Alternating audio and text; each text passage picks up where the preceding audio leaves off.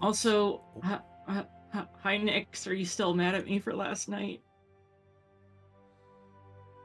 Ask me that in 3 hours. Well, welcome back, everyone, to Drowned Shores, or more commonly dubbed at this point, just the Pirate Campaign. Pirates! Pirates. In our last session, y'all dealt with some real bullshit. Namely, a surprise tidal wave trying to destroy your ship, the whatchamacallit, Astrolabe being recreated with Drow's familiar Tiki seemingly utilizing the strange metal fragment you guys had in your spacious pouch to finish and reconstruct the entire Astrolabe that then was seemingly able to control time and the weather and the ocean itself. Good times all around. What the hells? That's I don't really have a better way to describe what happened. You guys managed to somehow stop time, managed to make the thickest fog ever seen descend. You managed to cause the tidal wave to reverse direction, and managed to control it just enough that when a massive ghost ship appeared and began firing upon your ship, you use the tidal wave to crash into the ghost ship and sink it. Making your way back to the Jormungandr from there, you had some time to actually relax, recover from both that and the fight with the eels. You also decided to take the opportunity to speak with one another, get to know a bit more about who each of you are, how you got to this point, what your motivations are, and the people you know who sailed on the Devil's Tide, before going to report to the captain herself. And what seemed like a normal conversation at first, a few of you definitely caught hints that it seems things that only occurred during time being stopped and no one else on the crew feasibly was able to witness because time was stopped for them, the captain seems to have seen. So, you guys have not openly questioned her about anything yet, but I believe some of you were a little suspicious near the end of last session following those realizations. Also, I apologize if you guys hear any loud banging coming through the microphone. I believe I have someone moving into the apartment right next to mine right now, so No worries. they're loud and smacking things around and yelling in the hallway, so what fun. I'm gonna throw a shoe at them. But all of that being said, we pick our story back up in the early afternoon. You guys are back on the Jormungandr, which has begun to sail once more towards open seas. All of you still currently in the captain's quarters, finishing up your report. If you have anything else you would like to say, or not, that's perfectly fine.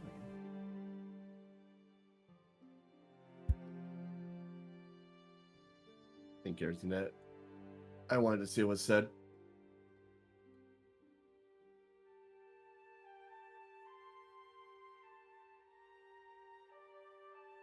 If you guys are happy with everything here, you are free to sort of go back to anything else you'd like to do for the rest of the day.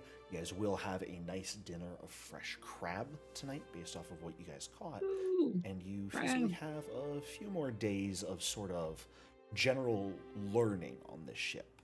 Learning the basics of what the riggers and swabbies do, assisting the cook, such that everyone is able to have the basics down of running a ship.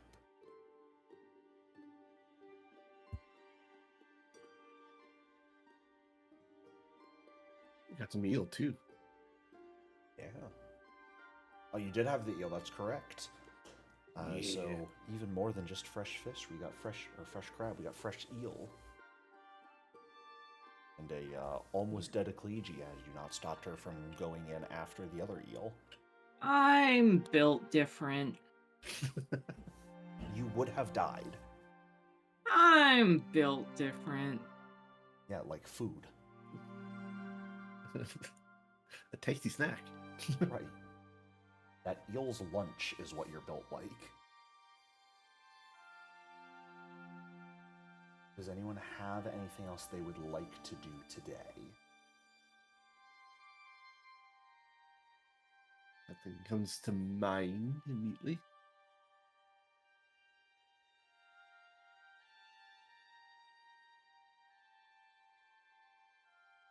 And we shall just move on to the next day. You guys are all free to go ahead and take your long rests.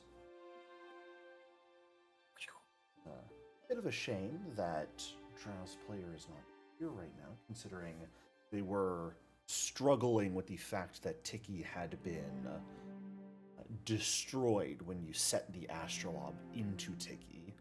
But upon awakening this morning, Tiki is returned, seemingly none the worse for wear, sort of floating alongside everyone else. Oh man. I do have a question. I may or may not have an answer. If the astrolabe is one piece now and can't be dismantled, what does that do to our artifacts? You guys still are gaining the benefits of it. So. Neat.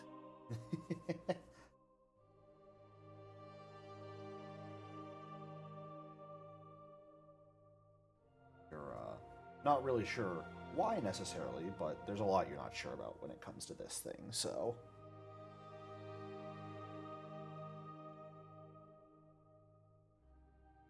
Okie dokie. Right. Let's see. Believe moving on to today's tasks. I have to check. I believe Ecclesia, you have done 2 days of rigging at this point. Alistair has done Correct. a day of rigging and a day of swabbing. Drow has done 2 days of swabbing.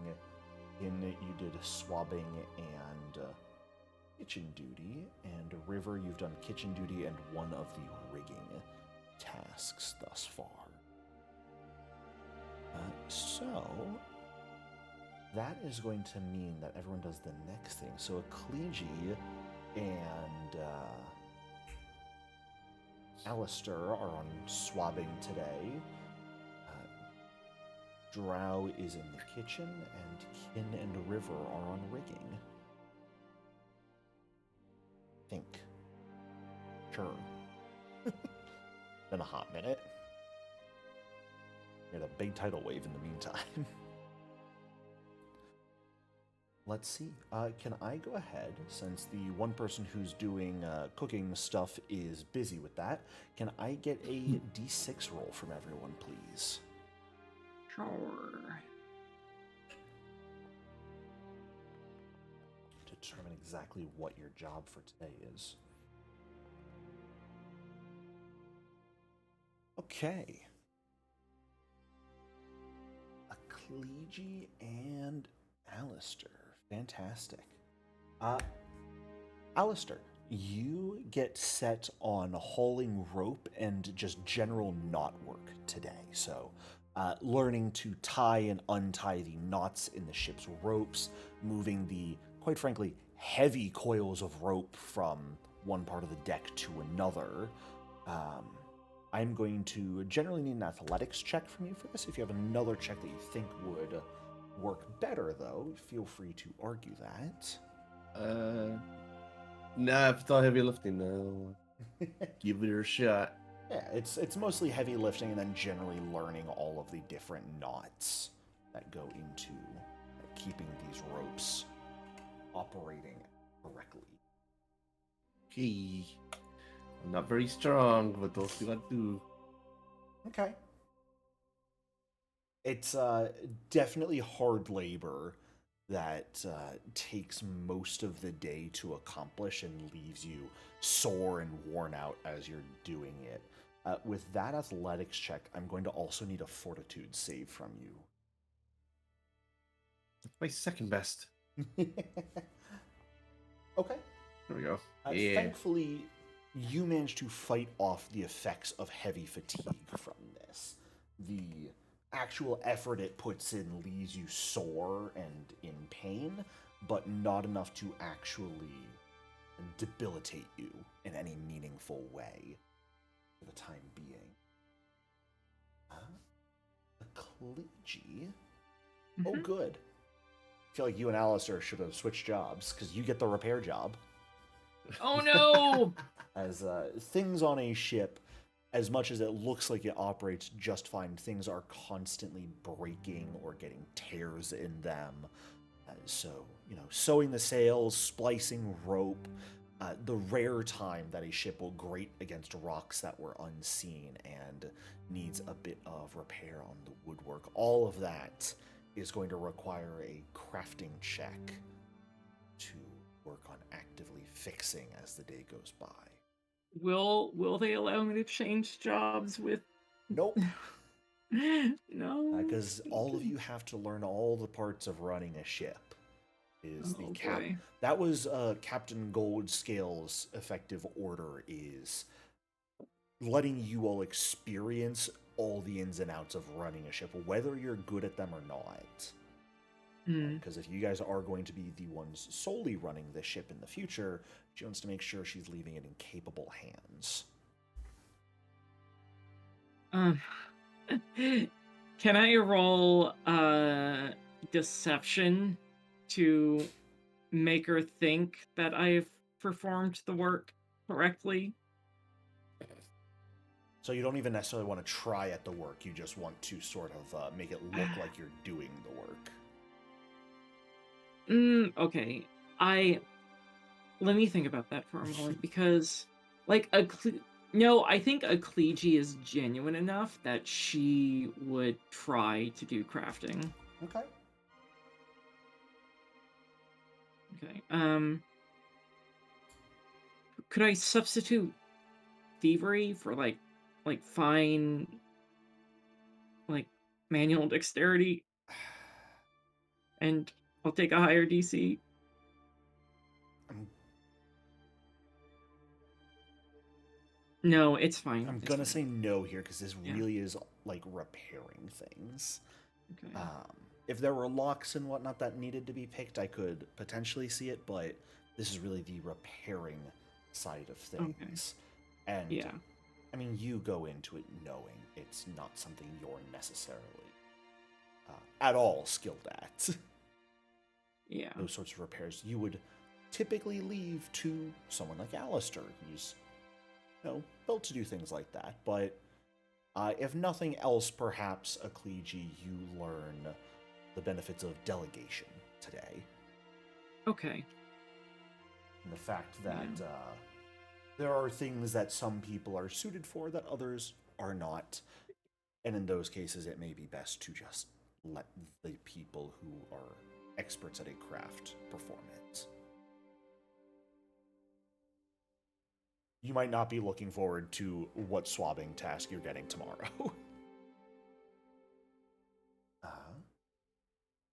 Let's see, we've got Drow in the kitchen as the cook's mate today, so that is going to bring us to Inn and River. Let's see. All right, Kin.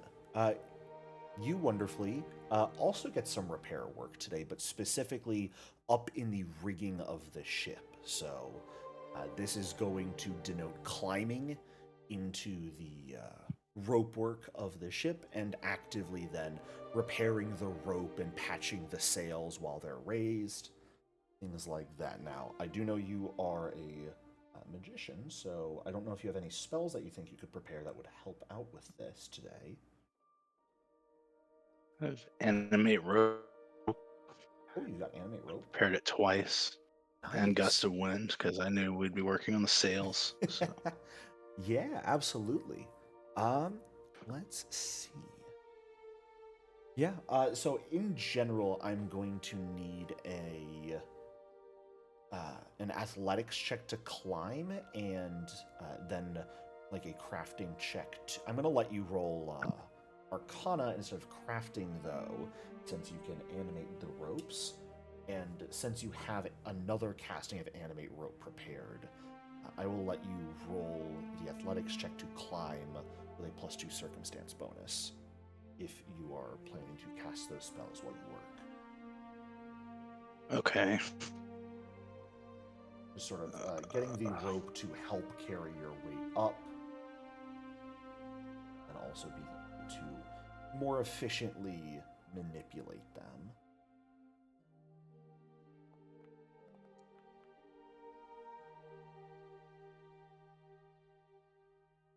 Okay, not bad at all.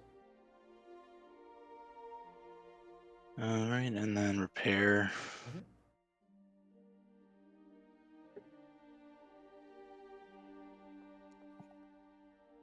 I'll hero point that. Sure.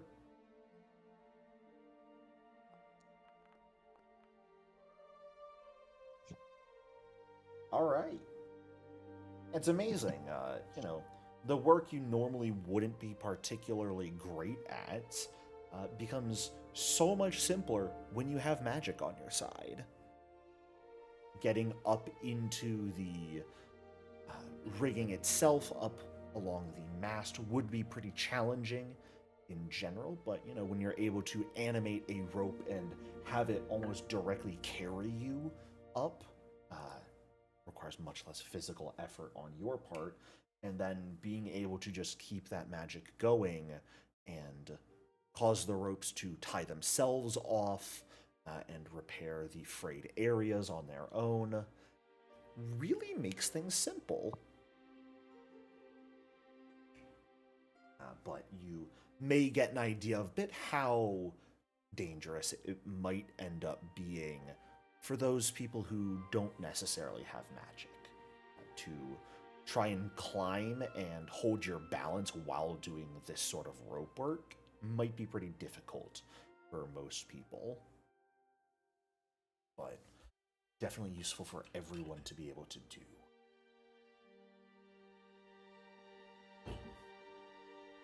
And last but not least, River, you get to be on the mainsail today. It's, tough work raising and lowering the mainsail as the day goes by in conjunction with the wind, but it's also one of the more important jobs because that is what keeps the ship from needing to be rowed constantly. And if the wind turns and the sail is not lowered in time, or raised, whatever the correct term for stowing it is, I always forget technically, then the wind blowing back at it could damage the mast to a degree that could leave the ship basically useless. So, go ahead, and this is probably going to be an athletics check as well to keep time with everyone and actually go through the effort of raising and lowering the sail multiple times throughout the day.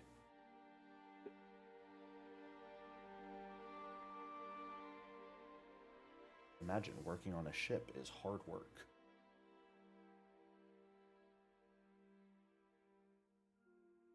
It's definitely a challenge, River. Very exhausting. Much different and more challenging than when you simply worked at the God's Revel at an inn. With that sort of role, I am also going to need a fortitude save from you at the end of the day to avoid an onset of heavy fatigue. Okay. They only have a +1 to their strength, so as expected. Yeah. This is why there are navigation and magic jobs on ships. Not everyone is necessarily cut out for the the hard physical labor aspect.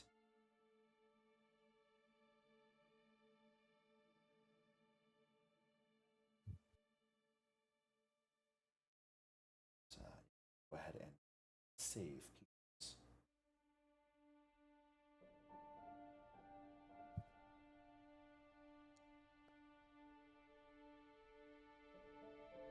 That sounds about right.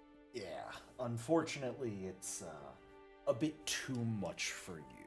And while you're going to need to sleep it off, you're going to be a bit too exhausted after this to do much of anything in the evening without taking a penalty.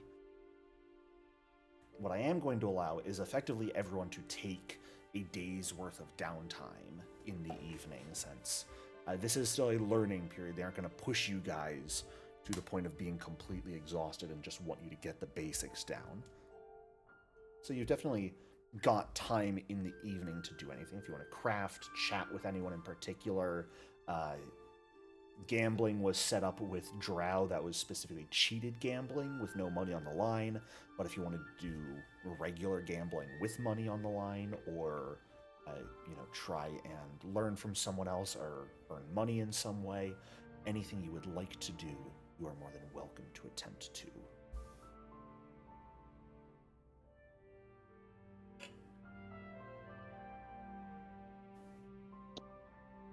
I think Alistair would be trying to craft the thing he invented recently. Ooh. What did you most recently invent, Mister? That was the blast boots. Ah, the blast boots. Fantastic. Yeah. If you want to, now these are consumable, so you craft them in batches of 4. Yeah. All right. Yeah. If you have 1 day here, so you can absolutely do the initial crafting period and the roll if you'd like. Sure. Let's do it. You son of a bitch. Ooh.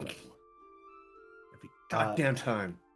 You know, there is a bit of a crafting lab that can be set up on board, especially down in like one of the storage areas. Aiko would probably show you that they have their own crafting lab they've set up for things, and they will graciously allow you to work down there as well. It's probably very uncomfortable, though, with how much they're staring at your arms and legs and mechanical limbs and interrupting and asking questions. So, you'll get used to working here eventually, but, early on getting to know everyone, it's definitely a bit much for them to be breathing down your back like that. Whenever I try to do crafty check, I always fail. You're not allowed to craft things. How dare you try? No. At least you didn't crit fail and lose money. Yeah. That's why I build blast boots and give them to Allie so she could do long jumps without taking the 10-foot step. I think I already have quick jump for what it's worth, but no, I don't actually. So yeah, blast boots would be nice. You have a powerful leap that increases the distance. But yeah, do not have quick jump. All right. Does anyone else have anything they'd like to do in the evening period? I'd like to try and decipher that scroll.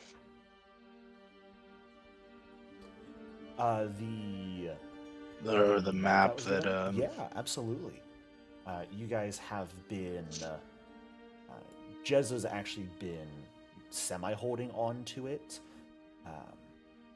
Have you guys asked at all like where you're heading right now, or are you just letting the ship go? A Kleegi probably would have asked more just out of curiosity than anything else. Yeah. Jezza... it's... I figured you'd want to head where this is leading, wouldn't you?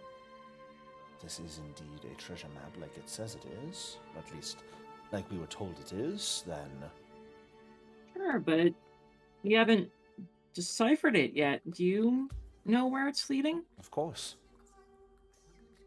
Oh,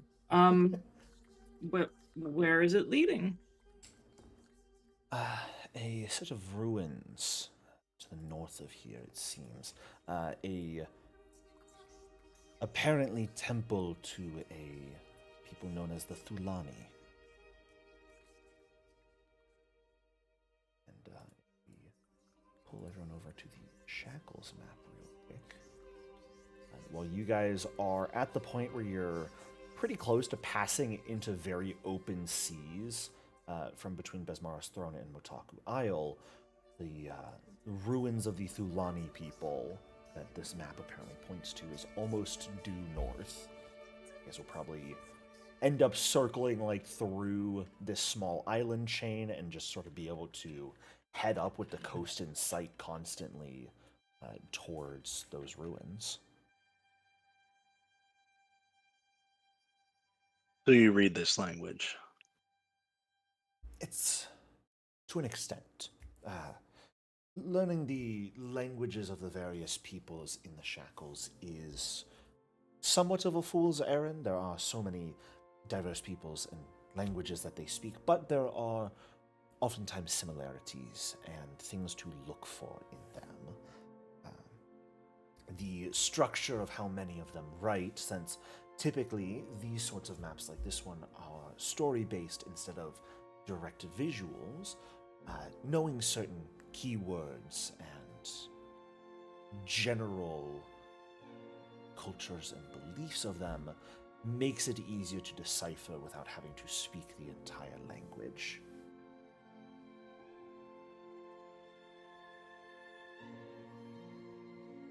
So do you know what we do when we get there? Or just where to go? It's more so an idea of where we're going. What we'll find when we get there, your guess is as good as mine right now. Ooh, I hope it's treasure. That's what we always hope it is. Magic, treasure, glory, power. Anything that makes our pockets heavier, our smiles brighter.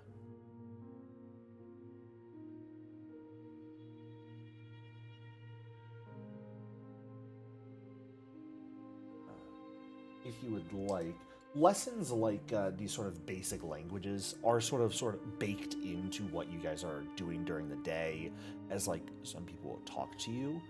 If you would like here to specifically spend some time either studying and trying to figure it out on your own, or have Captain Goldscale teach you more, or even someone else teach you some of the idiosyncrasies of the language, you can absolutely spend time doing that. He'd probably try it himself first. Fair enough. This does fall under... Be society decipher writing, or... It's mostly going to be society. However, navigation will also work for something like this, and you do understand mythical treasure, because you do have that lore skill trained. I will allow that to be used for the deciphering of maps like this as well.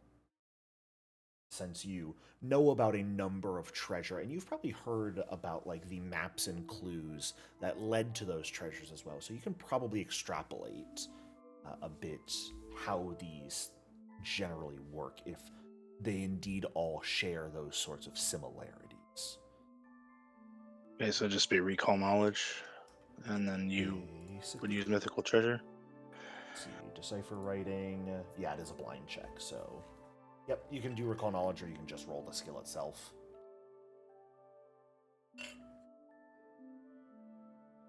I'll just do this. Makes it nice and simple. Okay. Yeah. Taking a bit of an extended look at this point, you do actually start to get some of those more common sentence structures and words it does deal a lot with sort of astrological phenomena for the actual position of the area. So talking about the where stars in the sky, the size of the sun. You do also, you're able to pick up the name Thulani as well from it, and you can be decently confident with that role and the time you spend tonight that Captain Golska hasn't lied to you about where you're going based off of this map. It does appear to be... you actually, you know what? There is one additional word you get that the captain did not mention, which is ritual. Specifically, these ruins appear to be a ritual site of some sort.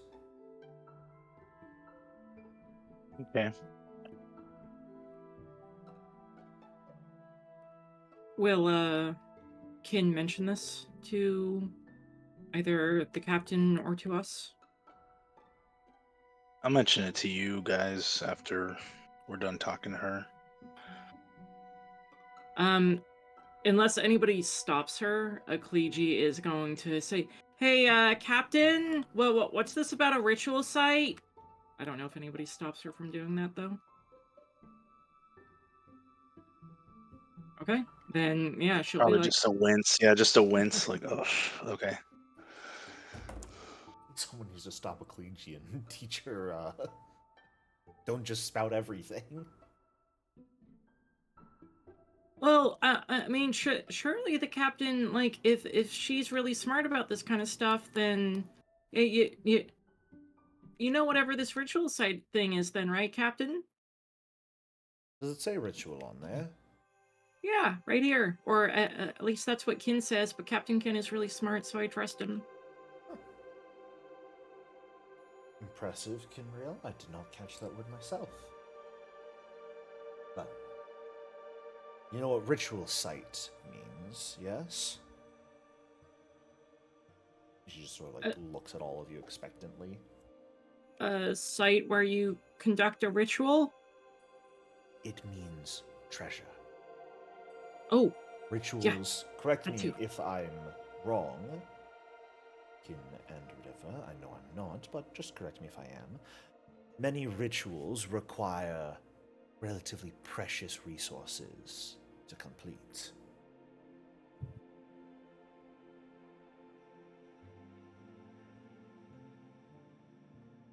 So, like, That's true. we find it and then those resources are ours, I guess? Since nobody else needs it? Well, we'll see when we get there. The general assumption with these sorts of maps, of course, is that the people who lived there are no longer present, but occasionally we will come across sites where original occupants are still living there. Oh. If that's the case, choices have to be made. Well, maybe we can help them with their ritual.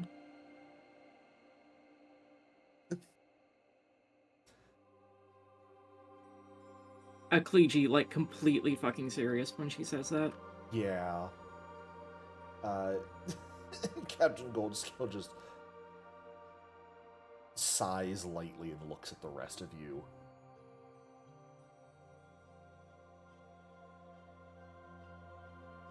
I don't think you want to be involved in those rituals. Oh, are they the bad kind of rituals? Oh, maybe we should I'm stop just- them then.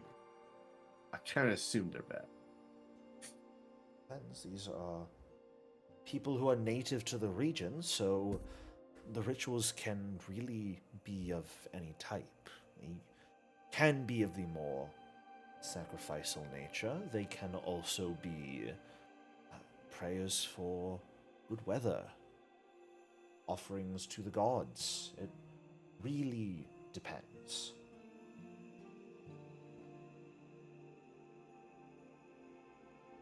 Well, I can't wait to see what there is when we get there.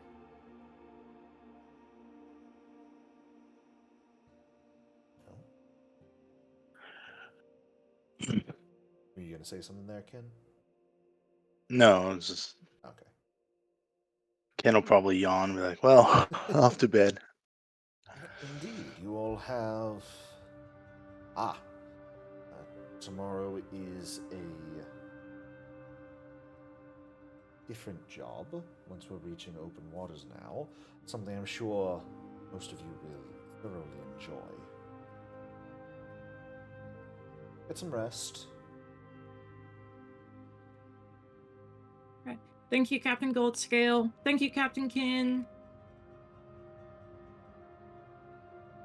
Good night. Good night.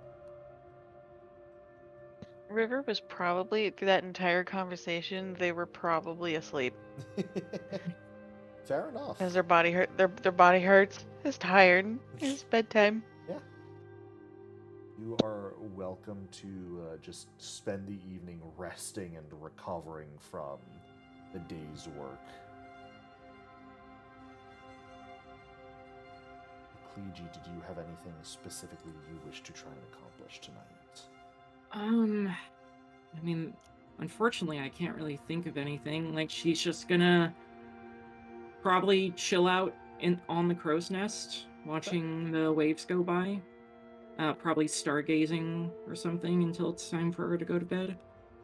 Welcome to the unfortunate part of sea travel. It gets real fucking boring. Yep. You That. long Why do you think they periods at had sea. so much alcohol on the ships? Alcohol. There's at least 4 different people who are trained in a variety of music. Yeah, it's like stories, alcohol, and music are what keep y'all sane on these journeys. Hold on, I want to try something real quick. Okay. Scared by what that means. Okay. Alcohol. Can. Okay, no, there's my token. Okay.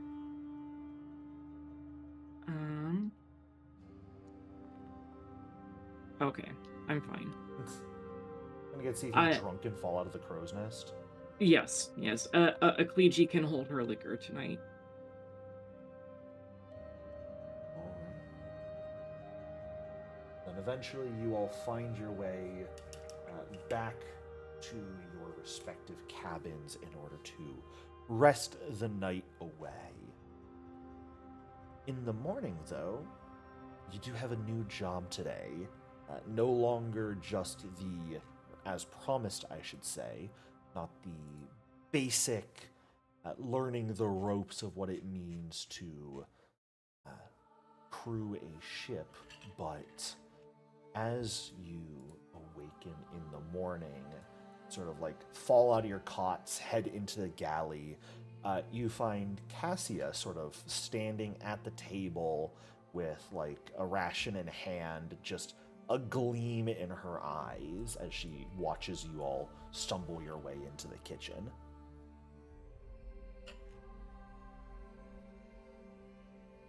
Oh, hi, chef.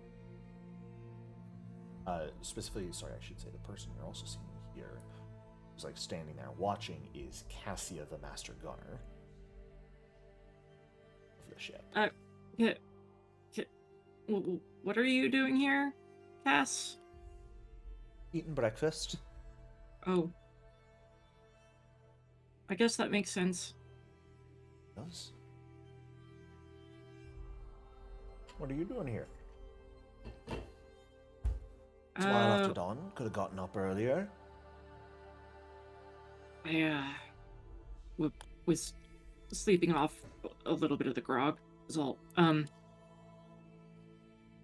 But I guess we get to learn how to cook today. No. Oh, no? Today's boarding school. Cleegy's face lights up. Wait. But boarding a ship, right? Not boarding school like going sent away to school somewhere else. Well, no, Kin, how do you respond as you like walk out of your cabin rubbing sleep from your eyes and you just hear Cassia say, "It's boarding school today."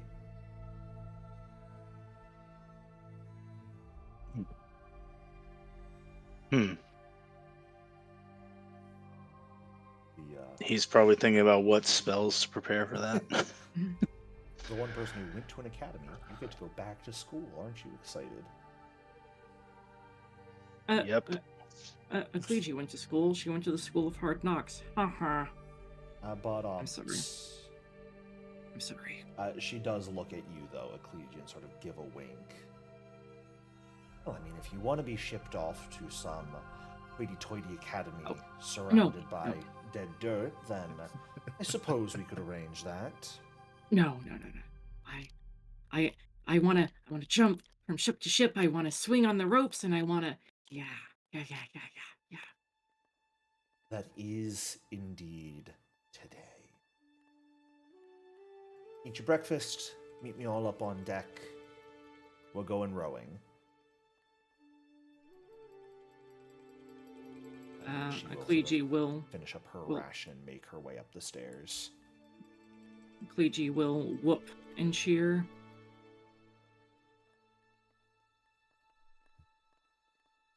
River, thankfully, when you wake up, you have slept off the effects of the fatigue you were feeling after yesterday's work. However, it's never really pleasant to get woken up by the cheering loud Ecclesia from the other room. It's wonderful.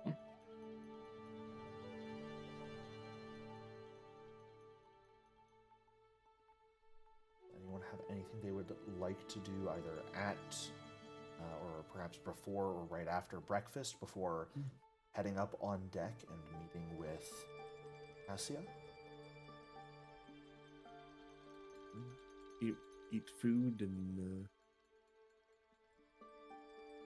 go on top, I guess. All right. River will probably knock back a cup of coffee, even if it does taste like dirt, and go up deck. All right. Guys, each consume your respective types of breakfast and make your way up on deck. Cassia has seemingly gotten both of just one of the rowboats set up at the side of the ship, ready to lower into the water. She's sort of standing on it right now. She goes, "All right, which two of you are up first?" Me. Clegy, and who else? And Alistair was like, that. He's like, get this over with. Fantastic. All right. Two of you in the boat. You're going to row out as far as you're comfortable with. First job, grapple the side of the ship. You'll find the rope, you'll find the hook in the boat. You're going to grapple onto a ship right here, and then, well, you're going to climb it. You're going to make your way onto deck from where you are, and you're going to dodge. Dodge? God. Are you throwing stuff at us? At this point, you notice a couple of crates nearby that have like garbage, empty bottles, rotting food in them, like a few buckets of bilge water. Cassie just sort of smirks and looks over at Kin, Drow, and River. You three are going to throw.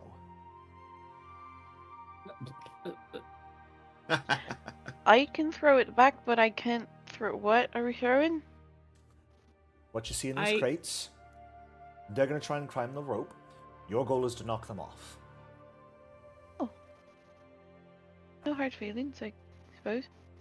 Oh, don't worry. They're going to be doing the same to you when it's your turn to climb. Okay, well then double hard feelings. Fuck you. Fuck off. No, it's gonna be fun. It's gonna be really fun. I'm excited. I'm just saying, no hard feelings. All in the service of learning and practice. Last thing you want is not be able to hit your mark when someone else has grappled our ship and we can't knock them off into the ocean. Oh. Alistair, Ecclesi, into the raft you go. Have fun. Try not to drown. Whee! Okay. And as the two of you row the bow out to a specific distance, you will find that there are two grappling hooks and rope in the bottom of your rowboat alongside you that you are free to throw and try and grapple onto the side of the Jormungandr when ready. Okay. Okay. Yeah. Okay. Alistair, you ready? Let's do this. All right. This is a ranged attack roll. It does use your simple weapon proficiency, I think. So Okay. Dex plus simple weapon proficiency plus your roll. Okay. Very funny. Typically, a grappling hook would be a secret check to see how well it goes. And actually, I am going to need this to be secret because if you crit fail, it looks like it hits and is Oh, that's solid, funny. but will fall on you. So, I guess I can just use unarmed attack. mm, Yeah, because it's the yeah, same 'cause, proficiency. yes. Okay. So you could Right. also just, I guess there isn't really a button to roll your proficiency. Oh, All right. Both of you take a moment, set your stance as wide as you can while keeping balance, which immediately makes this trickier than throwing a rope and grappling hook normally would be on solid ground. Because, hello, you've got a whole tiny boat rocking underneath you as you go. But you both set your stances, take the rope, toss the hook, and it connects and lodges on the railing of the ship. First try for both of you. no. Nice. It's easy. All Okay. right. So, you'll hear Cassia sort of call out over the chuckling of the waves. Begin climbing when ready. If you end up getting knocked off, back to the raft, start the climb again. And Cassia will look at those of you still on the ship. Are you ready? Yep. Let's fucking go. Fantastic. What I am going to do here, real quick, just to make it a little bit easier, I'm going to put a dart in everyone's inventory. That way you'll have an actual button to attack with. Yeah, that makes sense. You can feel free to draw the dart. And it is inventory. Effectively count for what you are going to be throwing, whether it was the grappling hook or throwing trash at people.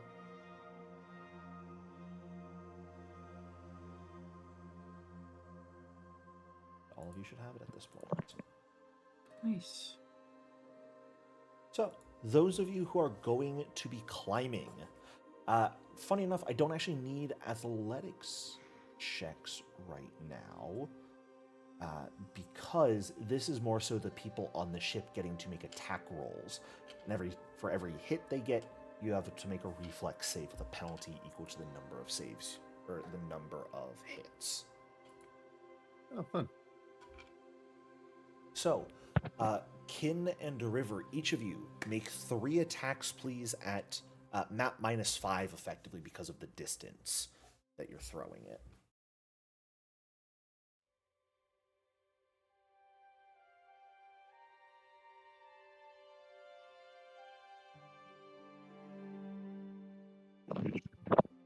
Oh crap. Oh, everything okay? Yeah, everything's fine.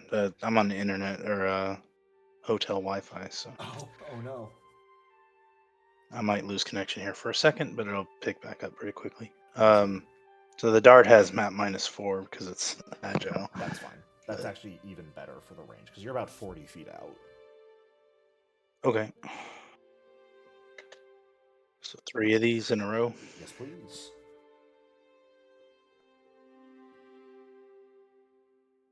Not bad.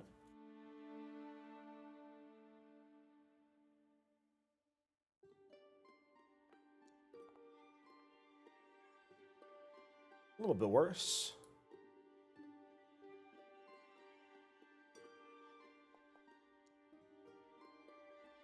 Okay. That is unfortunately only one hit for you, Kin, out of your 3 throws. Very unwieldy trying to throw like buckets of water and, rotten food. But your first hit is actually the most impressive. River, if I could get a trio of attacks from you, please.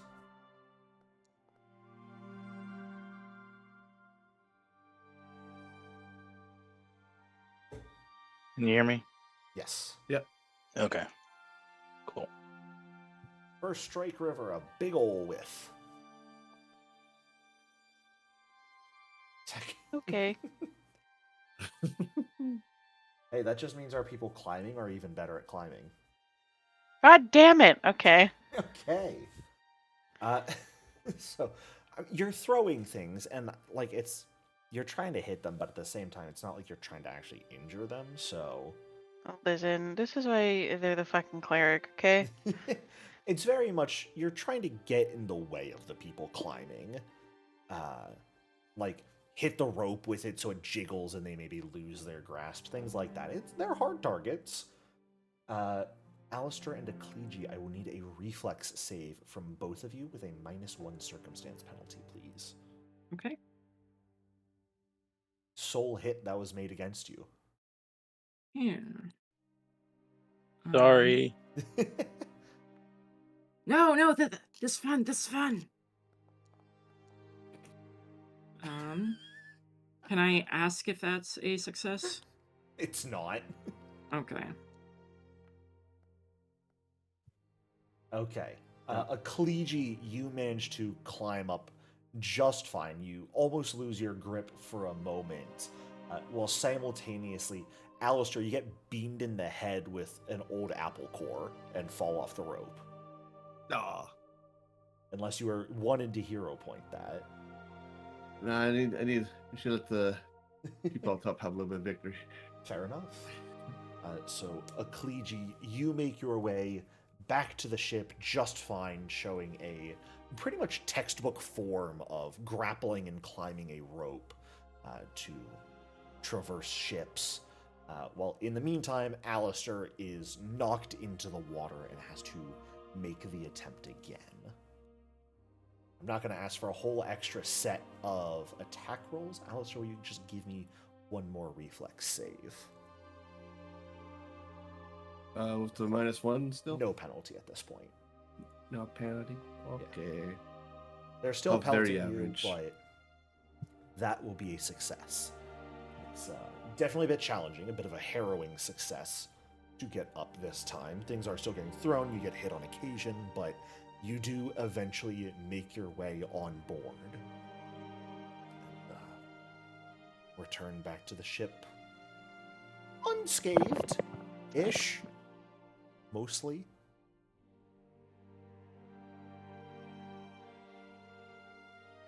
All right. Cassia will walk over to the two of you, give you a big slap on the back. Will chuckle at your misfortune, Alistair, falling into the water, but will also sort of give you a smile. It's a good thing you fell this time and not when it actually counts, right? Hey. It's okay. If that happens, I'll just get in there and pick him up and carry him with. So, another lesson. Uh-huh. If we're boarding vessels or being boarded, the ships are close. If someone falls in between the water, or in between the ships into the water, you do not go after them. That is one of the most dangerous areas you can be. You do not want to jump into that water. Oh. You also don't want to fall in. Okay. Well, is there any way I can help them if that happens? Get on the ship and take over for the enemies. Okay. Kill Gotcha. them so they can't ensure our friends die. Gotcha. If you fall, your job is to catch something on the way down. Cannon holes, portholes, whatever you can find. If there's a loose board, you grab it. Do not go into the water between ships, because that is a death trap. Ecclesia will salute and nod. Alex just making mental notes. Now, that conversation's out of the way. I believe we have two others who need to go out and climb onto the ship, don't they? I'm gonna cast Mage Armor. Or Mystic Armor. She watches you cast the magic. Resourcefulness. That's what we like to see. Be as best prepared as you can for these sorts of things. Oh, I forgot to. I hope she remembers that when I cast Animate Rope at the bottom. Who needs to throw a grappling hook when you can just animate the rope and get it there yourself?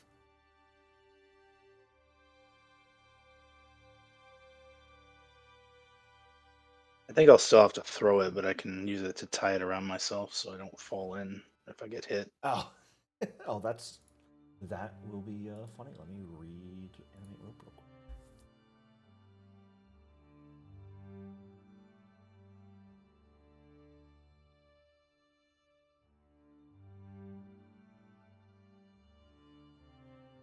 So we're using the first map for the junk throwing. Yes, that is correct. Okay. But first and foremost, I will need the blind attack rolls from River and Kin as they get out to a similar distance and have to throw the grappling hook. And so what are we throwing? Are we You can throwing just the throw dart rope again? or the dart again, yeah. It's using the same statistics.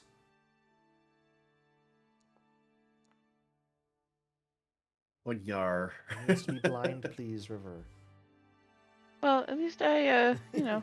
You got the nat one when it didn't count. Yeah. This has the map or no? No map on this. Oh shit. Oh, okay. Okay. No map and blind attack.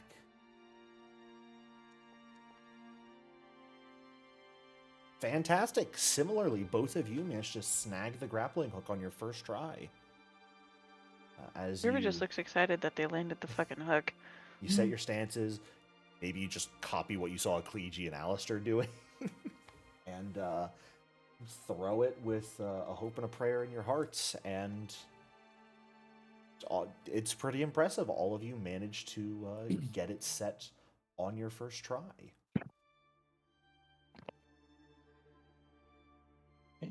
Ken will cast Animate Rope and tie it around himself.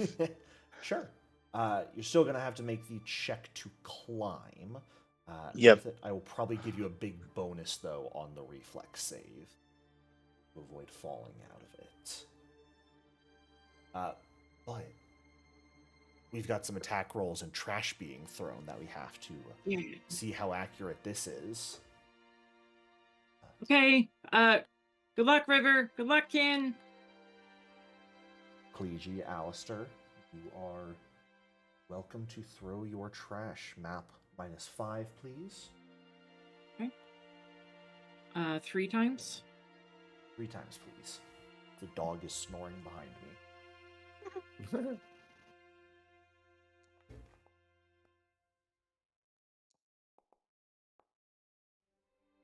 All right, that is 1 successful hit from Ecclesia. We are matching perfectly both sides so far, hilariously. All right. Oh.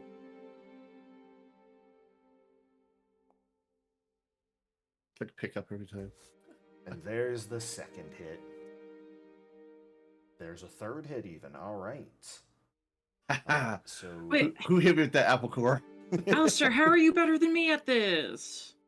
That was me. It was Kin. Oh. I said sorry.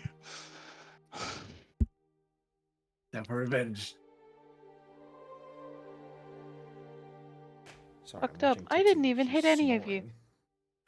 snoring so loudly. Can't hear it. All right. Kin and River, I'm going to need reflex saves from you. Kin, I was planning to give you a +4 because of the animate rope, so that's just going to average out to a +1 for you, a -3 for your check, River. Said it was reflex? Yes.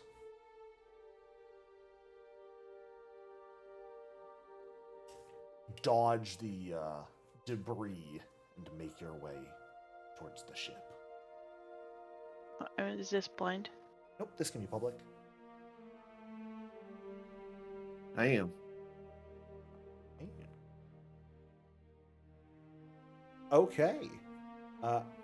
Unfortunately for you, Alistair, you're the sole person who falls into the water today. No. Aw. Everyone else has a pretty damn good showing, and you all are able to, either on your first or, as necessary, second try, complete the training, get some good practice in hooking a ship with ropes from a not so even surface, and actively climbing that rope with shit being thrown at you.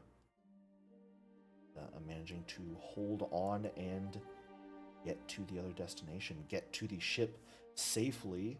So now you guys have a bit of experience on what it will be like should you ever attack other ships, or should other ships end up attacking you.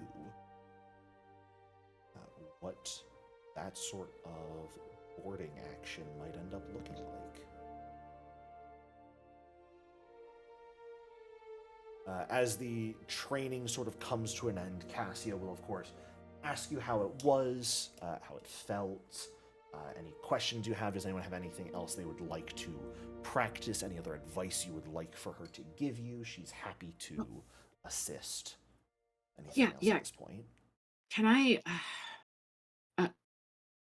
do you have any, like, ropes I can swing on? Like, if we, like... Okay, I know we've got to use the rowboats, but we can do stuff where we, like, come along their ship and then, like, swing on ropes and do that kind of stuff? Right? That's something we can do, right? Who told you about swinging ropes from one ship to another?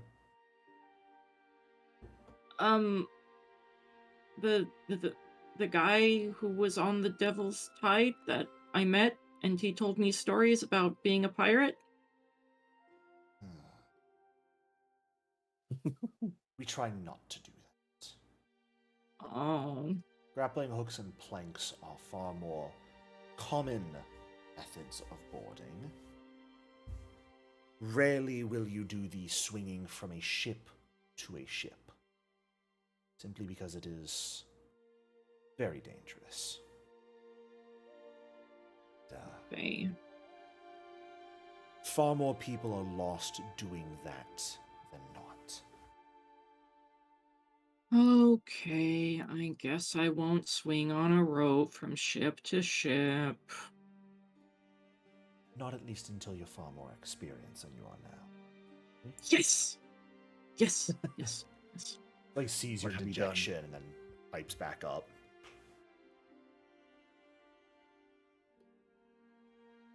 Anyone else have any questions or anything? Nope. Anything else you wish to practice or try out or learn?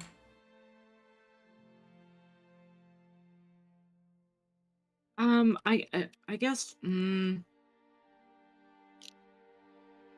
I'm sure I'll think of something later. Don't hesitate to ask once you figured out what it is. Because a lot of stuff I want to do, like, we can't really do it while the boat is moving, but I want to practice like jumping up from the rowboat to the ship, and without having to do the rope, because I can jump like really high, so I think maybe something like that, or maybe like climbing the edge of the ship if the rope gets cut. I don't know if we can do stuff like that. She just sort of gives you a look that I'm not sure if a Cleavy will recognize what it is, but the rest of you recognize it as someone looking at a crazy person. Daredevil isn't a common job in the Inner Sea region, but every now and then you come across someone like that, and you just sort of find yourself wondering, how'd they end up here? What life choices brought them to this point? And you guys have gotten to see firsthand some of those life choices, unfortunately. He likes to jump from thing to thing. I can Jumping is fun. Well, we'll see. Get that set up for you time we board. Yeah. Thank you. Well, get your lunches, take your mid-afternoon rest as you need. Today you get to learn to fire the cannons. Yes. No real skill checks involved for the learning of the cannons portion here. At least not now, because it's more so going through the motions of firing them and not actually firing them right now, because why waste ammo? So, you guys are... Oh, sorry, go ahead. Do we at least get to ignite the black powder so we can hear the boom? No. We don't, do we? But funny enough, Aiko has created effectively a clapper that simulates a very similar sound to the firing of a cannon. That, while you guys are prepping, Aiko sneaks up on deck and sounds it right behind you guys. Yes. So that you can understand just how loud and startling the sound of a cannon will be. And to be prepared for it. So, all right. But I can generally tell you, when it comes to firing cannons, athletics, crafting are the two primary skills that'll be used for it. Though any of the magic skills could also feasibly be used to assist in aiming as well. So there are a large variety of skills that can be used when it comes to firing, and I hope most of you will be able to participate in that if and when it occurs. Yeah. But as you guys are sort of finishing up your cannon training in the afternoon, rain begins to fall. A light drizzle to start, but even with the setting sun, you guys can see that there are heavy storm clouds on the horizon, direction you're heading.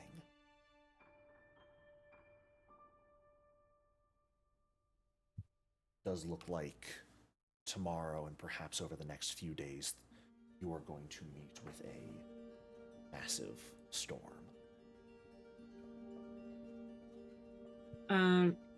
Upon seeing that, Ekliji will ask, is there anything we can do to help with the incoming storm? Like, that's something we need to learn too, right? About how to deal with a storm?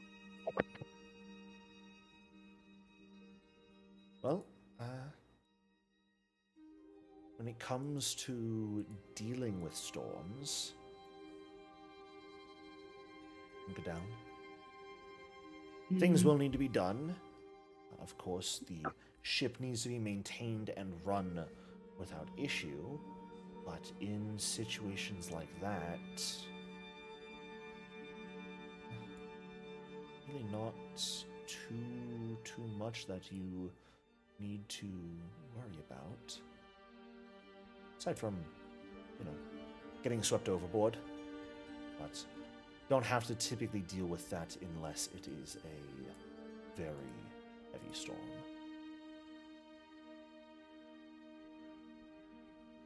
So, should be just fine.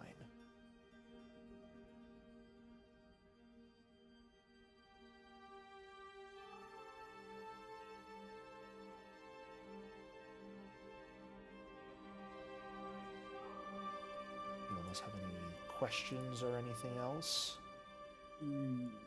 Not Alistair. Okay. Nope.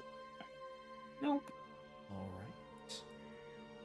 And you all are free to go ahead and take another rest, unless you, of course, have anything you'd very much like to do during the evening time period. Try crafting those stupid blast boots again. Yeah, I believe in you. All right. Don't roll 2 this time. Yeah. There we go. There you go. All right. Ooh, critical. So it is going to cost you 6 gold immediately, and you can either immediately pay the additional 6 gold and finish it, or over the next few days, every day you have that you spend on it will reduce 6 gold you owe by 8 silver pieces. Oh, Theoretically, 8 full days, you'd pay that for free. I'll spend more time on it. Sounds good. I don't have a whole lot of gold right now. I'd just say mark this on your character sheet and spend the 6 gold now. Gotcha. A clergy would actually like, sorry, to talk to River. And a clergy wants to talk to River, seeing this upcoming storm, and being like, "Hey, River, you're a cleric of Gosray, right? Is there, I don't know, can you like do something to like talk to Gosray and be like, hey, can you chill out on the storm? I don't know if that's something you can do." I can certainly ask, and he'll Like, I know we have the astrolabe that like controls the weather and stuff like that, but I get the feeling like probably we can't use it too much or something bad happens. So I don't know if you have like and I can certainly try. yeah yeah, if you can do that. I don't know if you need help, like if you need me to get like candles set up or. Sorry, Go I'm for it. not really good with like the magic or the god stuff too much. All right. Oops. I'll just go below deck and. Actually, no. I don't think they would want to go below deck. I think they would rather feel the rain. It's very much based on how you do your worship, so. However, you would like to try and with Gosray. I think they probably try to go to the front of the ship. They'd hold on to like the side rail here and then kind of like close their eyes and try to feel. And then probably quiet prayers. Ask for some blessings on the journey. Go ahead and give me a religion check. Or do you happen to have Gosray lore?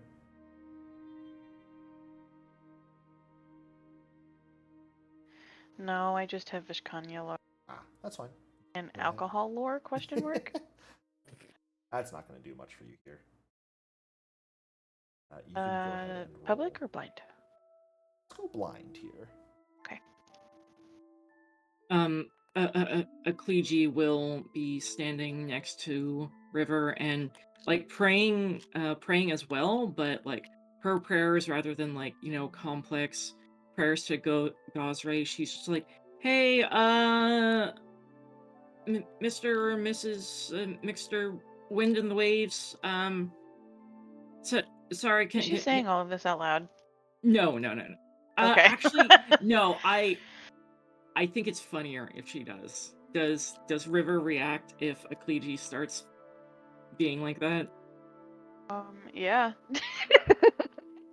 If Akleji just starts like talking out loud to try and help, Rivel will just like crack an eye open and slowly look at Akleji.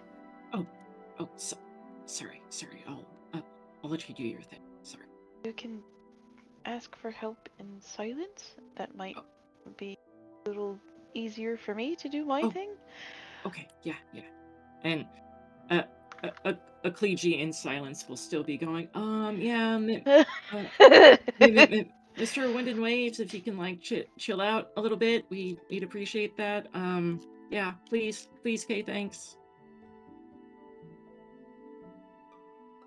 River, as you chastise Akleji a little bit and then return to your own quiet prayers, feeling the rain steadily beginning to pick up, flowing down your skin, the spray from the ocean leaping up over the railing and catching you from below as well. You feel at peace, a tranquility that you don't often find necessarily while in the company of others. As you ask for blessings on your journey,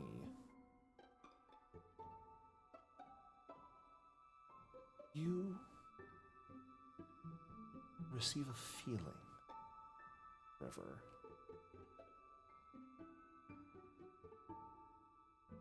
This rain is a blessing. What has begun and will continue and get stronger will bring you great fortune. With that understanding, though, comes another understanding. The wind and the waves that you worship is a fickle entity. It is a divine force of nature itself. While it provides you opportunity, this is not a gift, this blessing. This is a trial. See if you are worthy of the blessing being bestowed upon you. You can tell as you sit there and feel this, as if the waves themselves are speaking to you.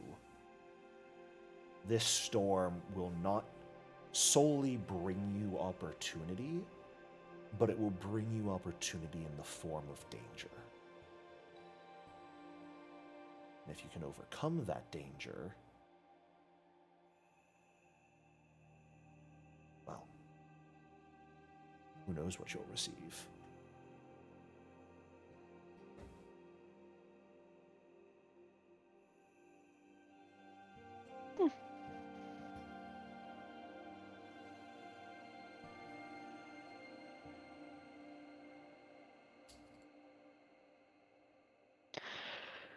Well, I tried.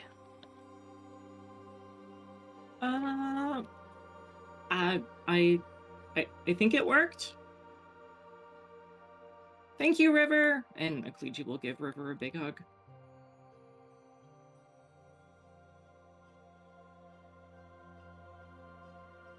I can't remember.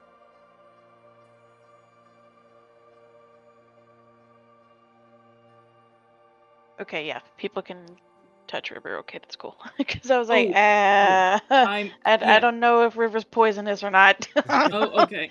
River has poison in their blood. in their Whoa. spit, Oh, but I did haven't did gotten that you? feat yet. I don't know if you saw in Tomfoolery, but a PF2E dev said it's a free action to kiss an adjacent willing creature.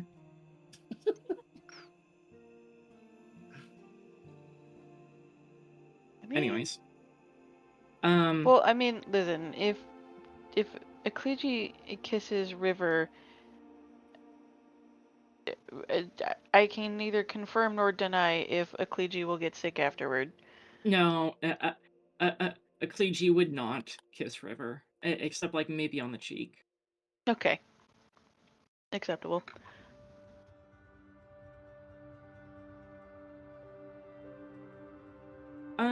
You're welcome.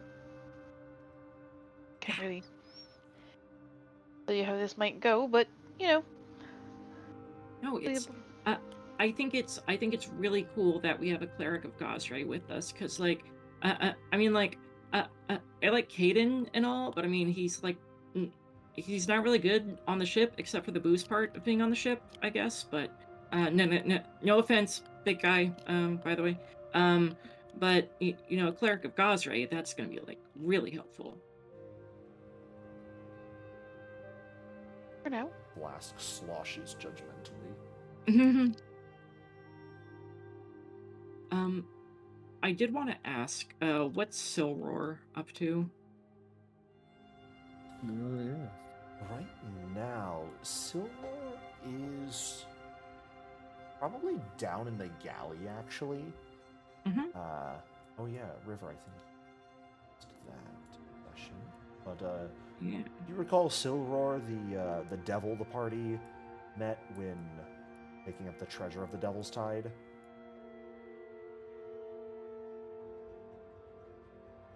That was when we met Drow, right? Before. Way It back. would when we were in the chasm and the devil showed up. Oh, I don't know if I was there for that. Oh. Oh. I've missed a lot. Uh-oh. Yeah, because That was like session 3 or Yeah, it 4, was wasn't 3 or it? 4. Like, It that was a very long early time. in. Yeah, she wasn't there when I destroyed my hand. That is correct, yes. Okay. When Alistair put his hand into a teleportation matrix and just let it get destroyed. That sounds like a you problem, first of all. Uh, Like, that was entirely your fault. And I don't even think River would have Yes. offered to fix it. Like, I mean, it got better. It's not really something magic would have fixed in the first place. you know, Oh, wait, I thought Silverar's token was in here, but no, Silverar's just sitting up here like an idiot. Nope. Honestly, Silver probably was just chilling out by the front as well. Like, staying a distance away from River and Ecclesia was probably already up here when you guys arrived, but is similarly sort of just like standing, arms crossed on the railing, just looking out at the sea ahead.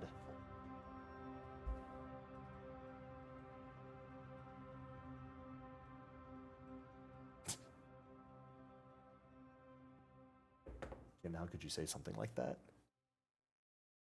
what? In the Discord. It's true. She's got the bun and everything. Oh my god, you're right. Okay. Well, Ekliji would want to talk to Silroar and just like ask her how she's doing, because if I remember correctly, Silroar managed to give a tragic backstory to Ekliji last time, and now Ekliji's like, oh, she's not actually that bad. And Ali, sure, Silroar is just, you know, tricking Ekliji into sympathy or whatever, but... Okay, you cannot let your Bloodlord biases siphon into this campaign. She's a devil. Why not? She's a devil. And? That's what devils Why are do. you being so judgmental? It's like ghouls, okay? So ghouls don't have rights and devils get stereotyped? Is that how this Yes. works? Yes. Okay, yeah. Oh man. Well, but we're yeah, learning more about Allie every day. uh, Ecclesia will just check in on Silroar, see how she's doing, see how she's adjusting to ocean life. If We're she's doing got her just sea fine. legs, or if she's getting boat sick. Oh, I've sailed on numerous vessels before. This isn't my first rodeo. Oh, Thank you for okay, checking, well, though. that's good. It's, well, it'd be a bit of a failure of a person if I operated in and around the Shackles and couldn't hold my own on a boat, so... Yeah, yeah. And can I roll like some kind of perception check? Because even if Ecclesia feels sympathy for Silroar, I think she would still be keeping an eye on Silroar. Just Okay. seeing if she's up to anything suspicious. Sure. Go ahead and check. Probably should have just done a sense motive on her, but that's okay. I mean, she's been on board for 2 days at this point, day and a half. Hasn't done anything suspicious. She's been meeting the other crew members, sort of blending in relatively seamlessly. There's some people who probably have some prejudices against devils, but at the same time, you guys are the owners of the ship. You are the ones who brought her on, so they aren't going to say much about it. And at the same time, everyone here is sort of a motley mix of oddities. So, adding a devil into the mix isn't really super unique. Yeah, that's fair enough. That So, sense. it was very much, some people were like, oh, all right, well, cool, welcome aboard. Here's a job. Okay. Help out. You will definitely appreciate that she seems to know what she's doing when it comes to working on a ship, so they haven't had to do any additional teaching of things. Last thing, just generally speaking, I think something Ecclesia would like to do every day is just go to everybody in the crew and check in on them and make sure they're doing okay. Yeah. And just, And you guys are like meeting and interacting with everyone throughout the day generally also, because they're working around the ship as well. So yeah. You're meeting them. You're also probably getting one-on-one training. I'm not going hugely in depth in that unless you guys want to, but you're not just doing the individual job throughout the day that you're rolling for. You're also meeting with the various crew members, learning different things. Those of you who are magically inclined are definitely probably spending a decent amount of time with Crackbeak, who is the ship's magister / jinx eater, so has the most magical inclination and is happy to share what that's like. Sorry, what, River? I love that bird. Oh, Yeah. He's here. He's there. He's everywhere. Okay. Sorry, that's all. I'll shut up now.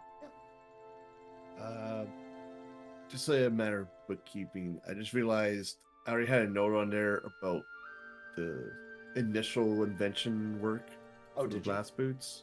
Oh. How long has it been since I made that? Because that was just for creating the formula. That was for creating the formula. And I was in the process of reducing the cost for that. Oh, goodness gracious. Because I think I did that like the first day we were on the ship before we started doing the trading. So that's probably only been around, I'll give you 4 days on that. 4 days? Okay. I'll check my gold back then. This is why we note things down, people. Good catch. I was like, oh, just already done. Cool. So I can't be expected to keep track of everything. What am I, a paid GM?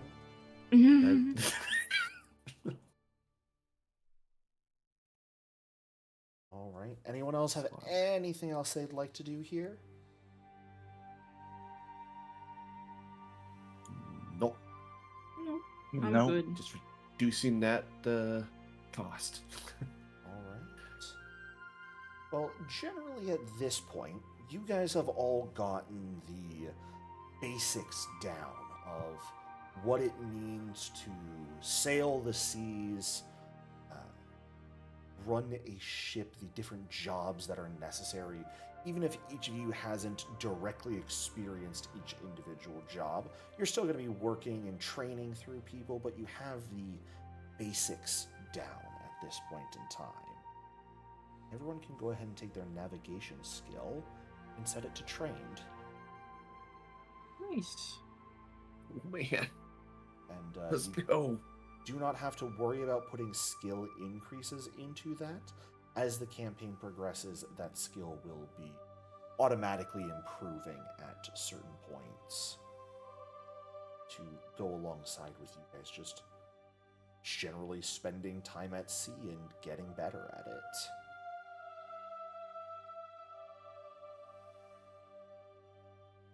You guys are also free to go ahead and take a long rest, as we as players are going to go ahead and take a break here real quick. Okay. Stand up, stretch, grab some water, and I will see you all in just a few minutes. All right, welcome back, everyone. So, as you all have gotten some rest here today, and the ship itself has finally made its way out into open waters, the speed is definitely going to pick up now that you have some distance between islands to get. You don't really have many reefs or too much you have to worry about at this point. But the next 3 days or so, you guys are able to sort of spend training with whoever you want. Aside from the fact that you have the basics now, it's kind of who you would like to directly be learning from for that sort of officer position, sort of like an apprenticeship at this point on board. If there are any people in a position you would directly like to be sort of shadowing, learning what their job is like, learning from them, you now have that beginning time to do so. Yeah. Oh, man. Master rigger makes sense, right? There's a master rigger position. There is not a master like rigger. There is Okay. the bosun. Bosun, yeah, sorry, that's what I was thinking. And our ship's bosun is... Is that Tama? No, Tama is the quartermaster. Oh, she's a boatswain. Oh, yes, because quartermaster, she does both duties, quartermaster and bosun. So yes, that would be Tama. Okay. Which, both of you will have quite a lot to speak on.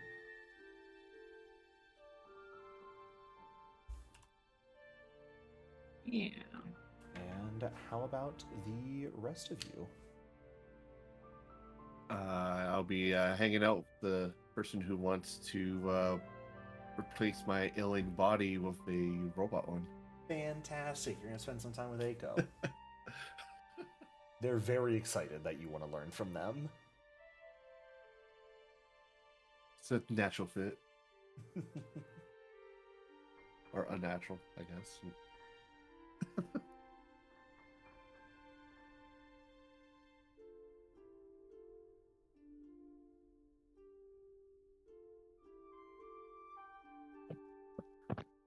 I suppose Ken would probably be hanging out with Jezza and Crackbeak mostly. Sure. Doing a mix of learning magisterial duties and captain duties. Yep. Fantastic. How about you, River? Anyone in particular you would like to learn from? Any jobs you would like to train in?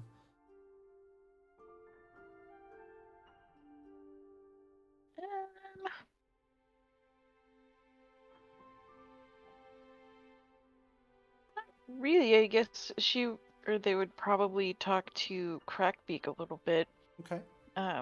for magic stuff. Yeah. But Other than that, I think they would just kind of go with the flow, so to Okay. speak. Well, you might want to learn an officer position at some point, but you definitely don't have to make that choice as of now. Mm-hmm. Is the go with the flow a Gosray joke? Yeah. Sorry. I'm being silly.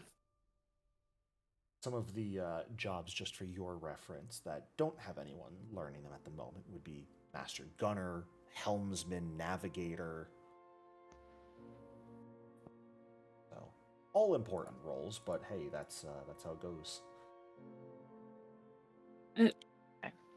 As a sorry, maybe navigator would be good for River since they you know like kind of have a sense for nature. I don't know,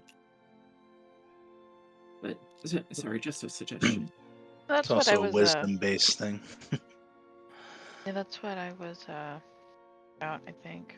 I will say, just for reference sake, because they're not here, Drow does have astronomy lore, and occultism is something they focus on. Ew. Okay. For that sort of navigating by the stars a little bit. I don't know how much they're going to go into it, but we do have that. Which, I mean, hey, you can both train as navigators. So if you'd like to take first dibs on learning from Sea Spray how to navigate a ship, you're more than welcome to. Okay. And I think because River is a little competitive, they would talk to Seaspray. Fair enough. Yeah. Again, not really any like skill checks from this because I don't want to just say, "Hey, skill check, skill check, skill check, roll me dice," because this is it's a long process. It's learning as you guys are generally just spending the time meeting, or not really meeting, but just getting closer to these people, following them around, learning what they do, what their individual jobs are, the ins and outs. And for their part, all of them are happy to teach. They're excited to have effectively juniors that they look forward to sailing with for a long time, whether that is on the same ship together or at least as close allies to one another, depending on what you guys choose to do with the Jormungandr once your training is done. So, is there anything people would specifically like to do or talk about with anyone during this next 2 to 3 days? Say 3 days specifically. No.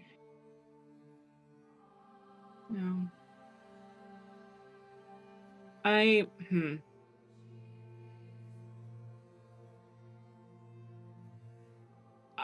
just want to have a quick imagining of a Kliji trying to learn how to cook from Kona and just completely fudging it up every time she tries. Fair. Like, creating, like, piles of black mush rather than actual food.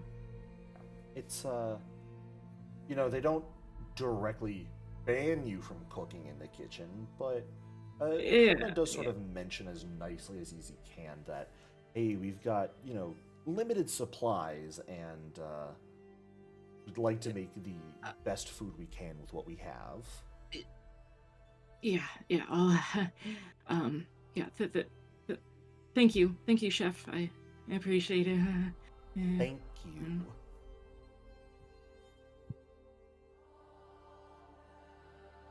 They'll go back to cooking on their own, and the rest of you had to deal with like a day's worth of a Kliji cooking, and oh goodness, thank the god that that's over. The good thing I wear a mask, you can't see my facial reactions.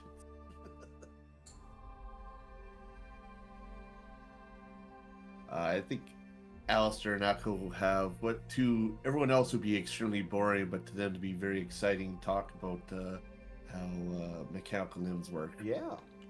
The weakness of the flesh. Yeah. The strength of the machine. Surpass the human condition with mechanics. The founders of the Adeptus Mechanicus right here.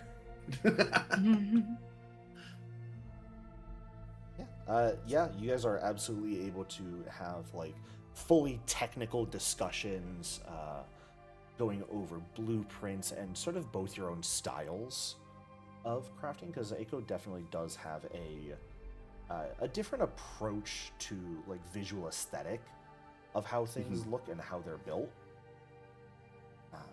So you guys could probably have very stimulating discussions on that. And Aiko is happy to, in turn, sort of help you with the blueprints you're designing, if you wish. Yeah.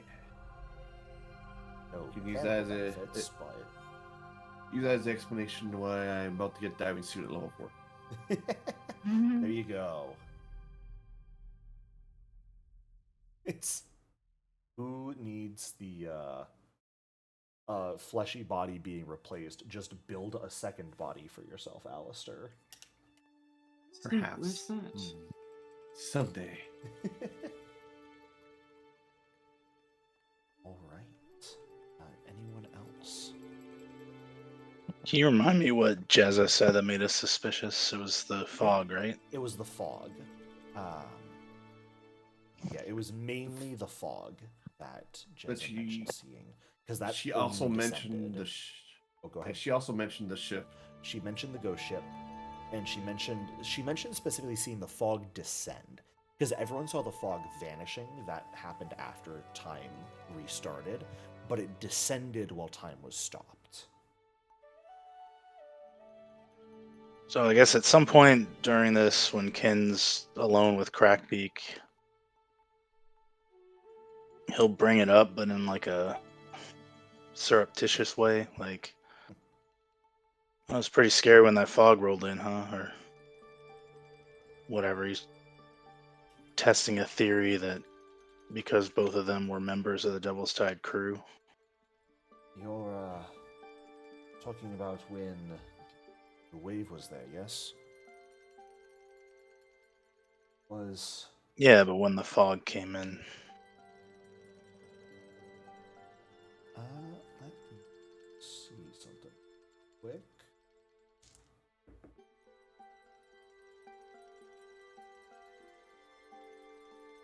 Crackbeak's gonna give you a discerning eye, like slightly raised eyebrow, before saying,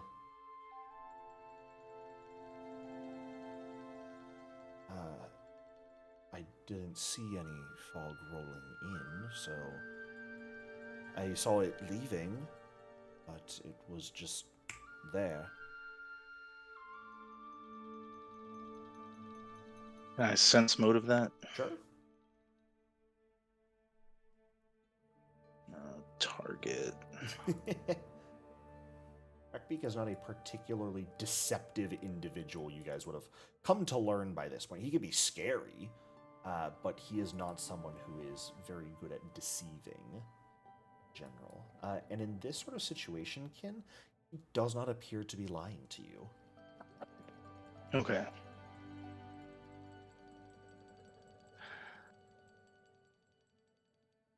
Which one of you left the crew first, Jezza or you? Well, I left before Jezza a long time ago, before my injury, but I always planned on rejoining. Jezza left not terribly long after that, from my understanding.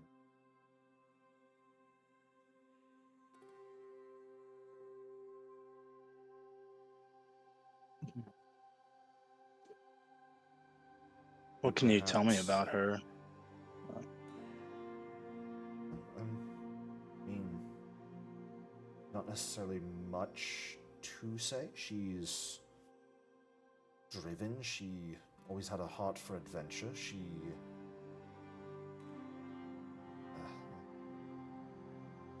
very desperately wanted to find Devil's Tide after it went missing, put most of her personal wealth into that endeavor, and hasn't had much success, as you can see.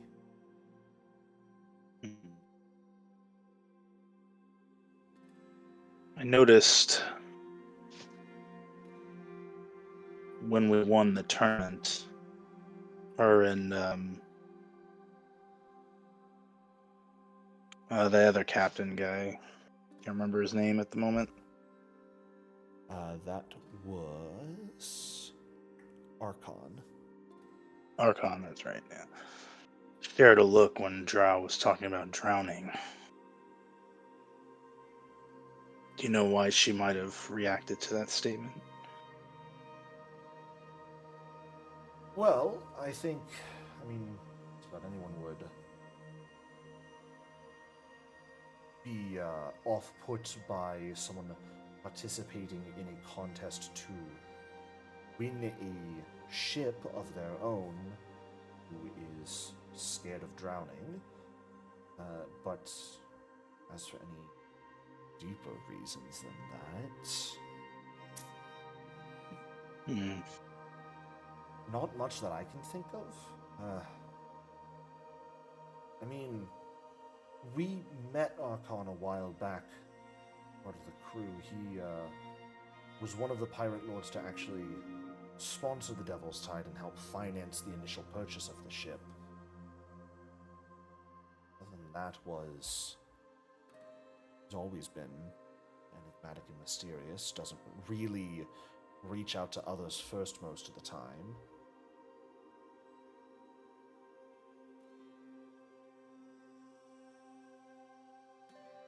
Well, good to know. Thank you for the insight. Happy to. Is there anything I should be aware of? No, just curious about my captain, that's all. I will leave it up to you if you would like to make a deception check here or not.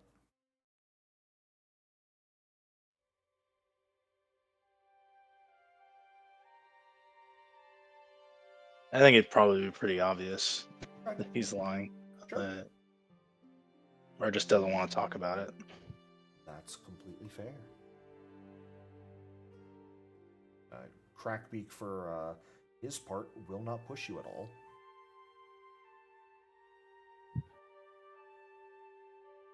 Just sort of nod and let you, and actually just probably segue back into like whatever lesson he was giving prior to that.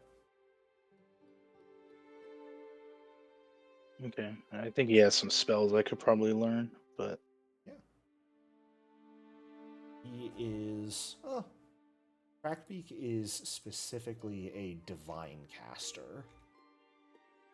And a spontaneous caster at that. So he doesn't necessarily know a ton, but he does have some things that interested from him. I'll just go ahead and take a screenshot real quick of his general spell list and send it to you in Discord that you can see. okay.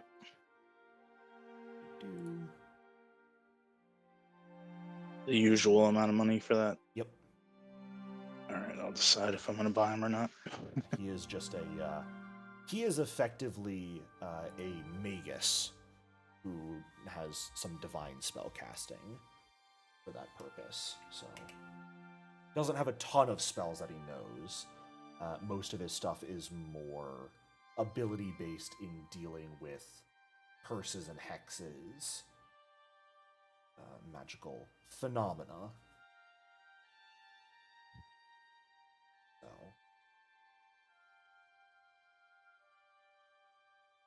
what is your damage, Tipsy? Sorry. Menace behind me. I think that's all I needed. Sounds good. For this 3 days. Anyone else have things? If not, okay, we will on, but always want to give the opportunity for you guys to talk and RP to your heart's content. Yeah, I think I'm good.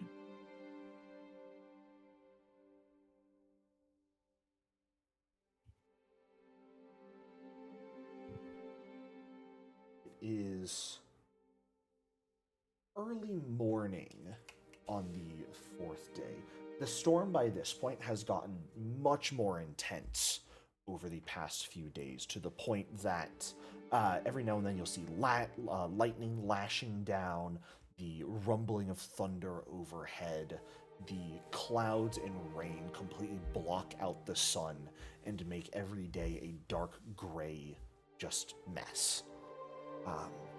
You guys have probably once or twice gotten the all hands on deck order and gotten to experience the more dangerous side of sailing a ship, when you have to actively lash yourself to ropes connected to somewhere sturdy when you go out on deck, as waves will crash into the side of ship and over the top and threaten to sweep anyone overboard with them if they are not careful.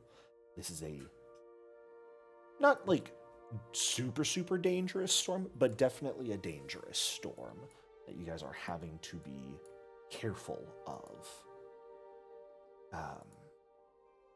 But it's probably early morning, soon after you guys have had breakfast and begun your just sort of learning for the day, when a shout comes down from the crow's nest. That, River, you're probably the one to hear, since you'd be on deck with sea spray right now. You can see the person who's up in the crow's nest looking a little panicked as he's leaning over and shouting down to you guys. You can't quite hear what they're saying through the storm, but it seems urgent.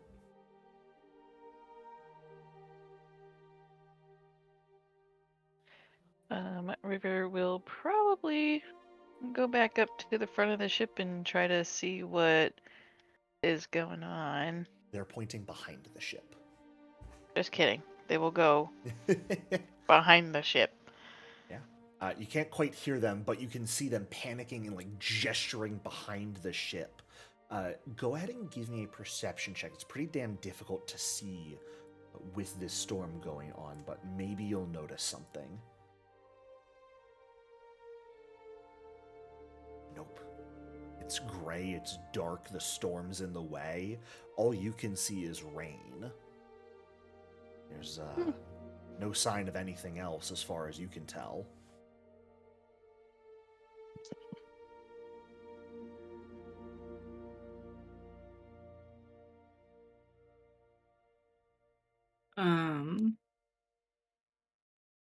And none of us can hear what's going on? This, let's see, Ecclesia, you're working with in the morning, you'd probably be on deck with the bosun as well, I'd say. Alistair and Kim, you are probably inside and or below decks with Crackbeak. So you may also, what would you like to do, Ecclesia? As you see this person shouting down, you see them gesturing behind, you see River dash to the aft of the vessel and look behind the ship, but seemingly not see anything. Yeah, Ecclesia would go take a look around as well. Like, what the fuck is being called out? Sure. And it's in the middle of a storm, right? So that's why is. it's kind of hard to see. Yeah. As far as you can tell, everything looks like quote unquote normal for what's going on. Yeah. Then Ecclesia will turn to the person on the crow's nest and be like, "What the fuck are you pointing out? What's going on?" Are you shouting at them through the storm also? Yes.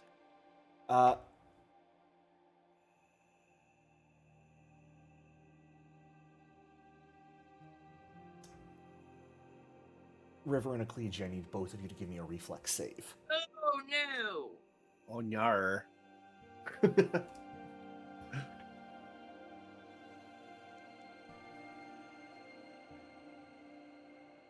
That was a really aggressively thrown private dice. It was, but it was a very good roll. You succeed, Yeah. River. Ecclesia, you fail. I don't want to get thrown off this fucking ship. Okay.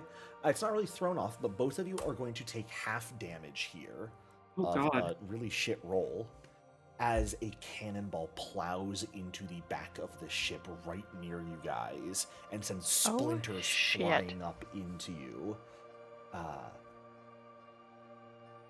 There's something else out there that is firing upon your ship. Who the fuck would attack in the middle of a storm? At this point, Pirates. Opportunist. lightning flashes down, and what you could not see can now see. Another vessel, larger than your own, still a three-masted affair, and same number of decks, it seems, generally same side, but a bit wider, perhaps slightly longer as well, that is currently chasing from behind and seems to have pointed one of its cannons forward to fire upon you guys. Can a Kleiji, like, there's got to be a bell or something to ring, right? There are bells here. There wasn't one up in the crow's nest, at least that was audible through the storm, but I mean, you can ring the bell, you could rush around the ship and try and alert people. What do you want to do here? A Kleiji, with her high speed, she will start running around and, like, give a bell a ring every time she passes one, just like a very quick ring. Sure. River will just try to find a bell and just keep fucking aggressively ringing it. As both of you go about your own methods of alerting everyone as best as you can, the rest of you begin to hear this sound. Those of you who are with someone else notice their expressions drop. This is a bell you haven't heard before, but you've definitely been told what it means. It means there's an enemy. The rest of the people immediately sort of like drop what they're doing, and only a few people actually begin heading up towards deck. Eiko and Tama stay behind, sort of grabbing some of the cannonballs and beginning to load them into a sort of trough that heads up towards the top deck from where it is, just to make loading from down, at least getting supplies from down here, easier. Crackbeak and Sea Spray are both on deck trying to, right now it seems, unsuccessfully manipulate the weather a little bit and at least clear it up, or perhaps enshroud you guys even further.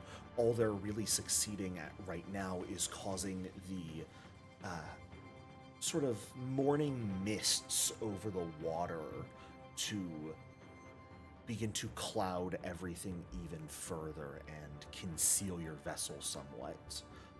What are the rest of you doing, Kin and Alistair? I think I'll start making my way towards topside. Right. Yeah, I'll cast Mystic Armor and then do the same. Sounds good. As you guys make your way towards the top of the vessel, people in tow as well. You guys can see Cassia is already sort of at the cannons, getting some of the regular crew to begin manning them, and the ship itself is beginning to turn starboard, such that it can turn to face whoever this oncoming enemy is. Captain Goldscale will sort of stand up where Akleji and River, the two of you, just stood a minute ago, pulling out the spyglass and staring at the back before sort of turning and looking at all of you. Well, seems some of your friends from Lilywhite have chased us down. Wait, who is it? Ship known as the Damon's Vengeance, apologies. All the same to me. It looks over at Silroy, no offense. Headed by who I believe to be a friend of yours with a metal claw for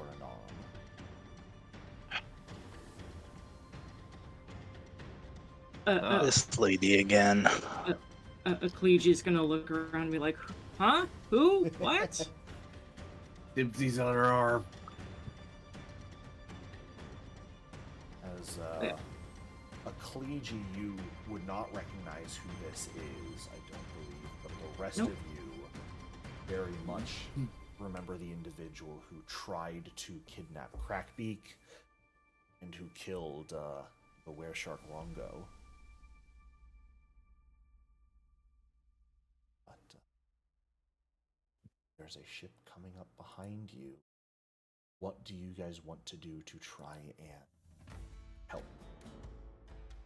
There's a number of things that can be done. You can assist in sort of the those who are casting magic to aid the ship.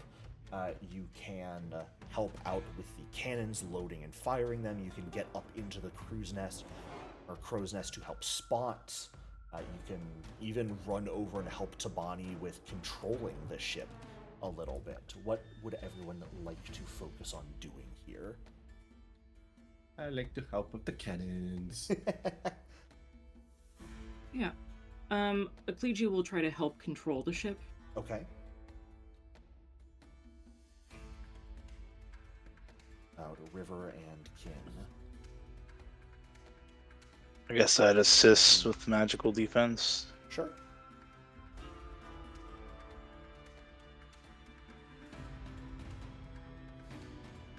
River.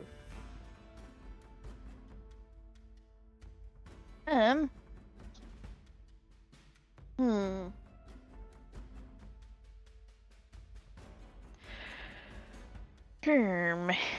Let's see.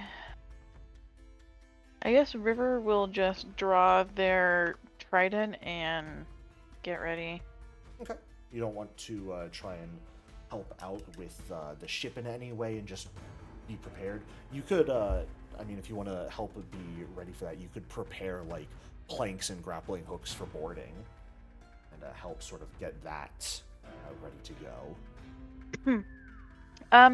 Yeah, then I think they would do that, and then afterward they would just be ready to go in case anyone got hurt already.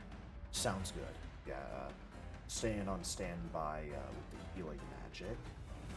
Yeah. Definitely Eiko is appreciative of, since Eiko does not really have much in the way of magical healing, but it does have just medical tools to help people out. Alright, then general skills here. Kin, that's going to be an Arcana check from you. Ecclegi and Alistair helping with the cannon's athletics and or crafting here. No, Ecclesia wanted to help maneuver the ship. You are right. Helping to maneuver the ship.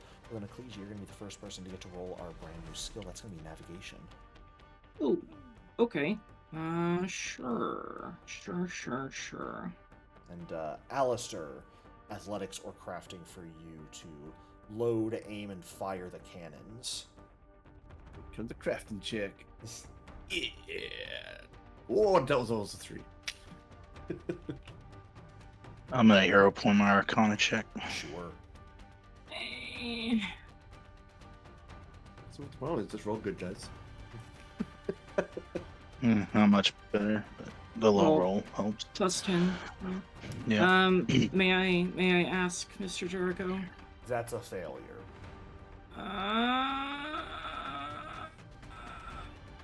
That is not. Okay. Yay. All right.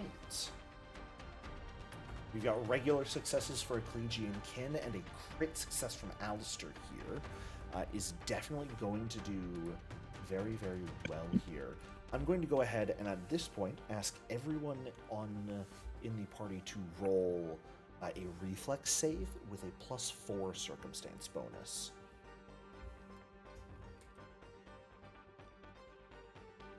Oh boy, here we go. Very nice. Nice. Kin. That is a regular fail for you, Kin. You've got a success for Alistair and a Ecclegi and a crit success for River.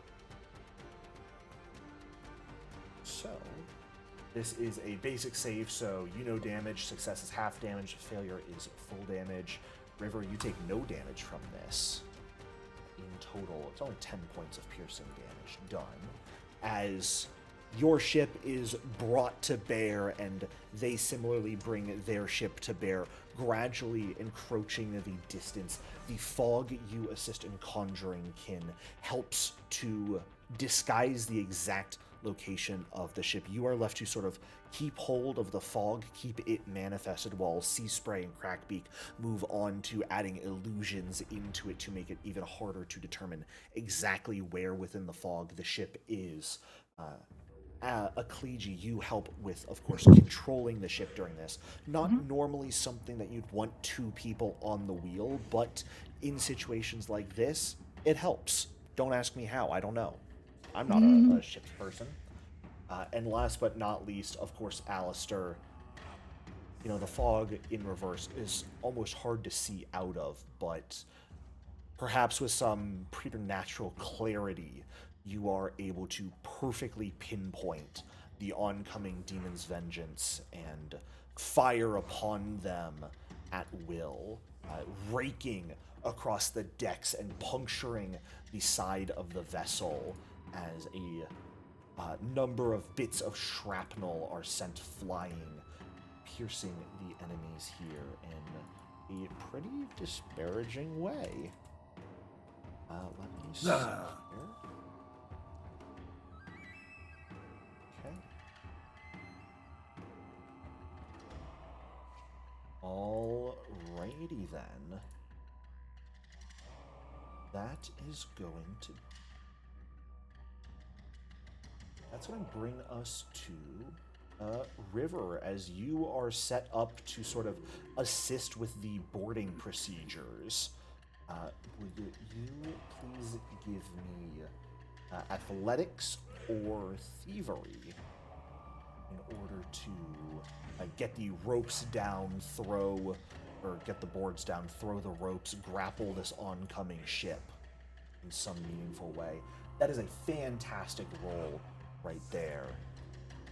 And what we're going to do right here is we are going to bring us all onto this new map, and I'm going to ask everyone to roll initiative.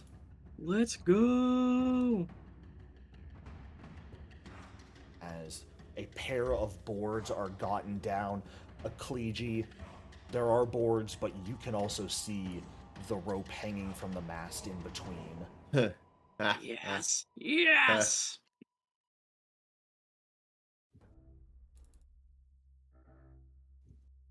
And you can also see on this other ship a number of the Greyclaw pirates. You can see Captain Greyclaw at the helm, as well as the first mate, seeming like Were Crocodile, you guys had come across previously. While the Crocodile and Elizabeth seem in pretty safe condition with the impact of the cannonballs, a number of the regular crew appeared pretty decently injured already by them, from what you managed to accomplish. Let me actually... that... yes, it should look about like that right there. Is it just standard perception for initiative, or At whatever you could do perception or whatever skill you were rolling. I'm sorry, I should have specified that. okay? Baby crafty initiative.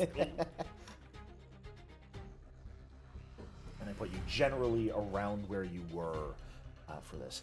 For sake's purpose, of course, you can assume everyone else on your ship is boarding as well and assisting. Members of the Grey Claws are swinging onto your own deck to fight as well. There is a large brawl that is breaking out, but this is generally the enemies for you guys to take care of that are going to be focusing solely on attacking you. And as this fight breaks out, the boards are placed down. Kin, you are the first to act. Oh boy. I'll roll a 1. Unfortunate. And I have all my hero points. So I think this guy's in range, right? Yeah, 60 feet is... yeah. Coward, are you telling me I'm you're gonna not frost- gonna go jump onto another ship? You're just gonna shoot magic? Not from right the away. inside? Not right away. I'm not going over there right away. How dare you make the smart decision? Holy shit, did they add a delay button into the encounter tracker? Whoa, I don't know. that'll be interesting to play around with. Alright, you said it's this person right here who's getting frostbitten? Yep. He's the only one in range, I think. The other one might be too, but it's fine. That is going to be a regular success. Oh, I'm sorry, I'm set on blind rolls right now. That is a 24 for a success.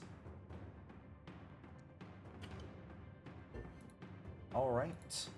Bit of frost damage in the pouring rain and fog that has been summoned as you unleash your magic, and the first closer range blood is drawn between both sides. What are they all holding? You can Out of see curiosity. most of the regular pirates all have cutlasses drawn.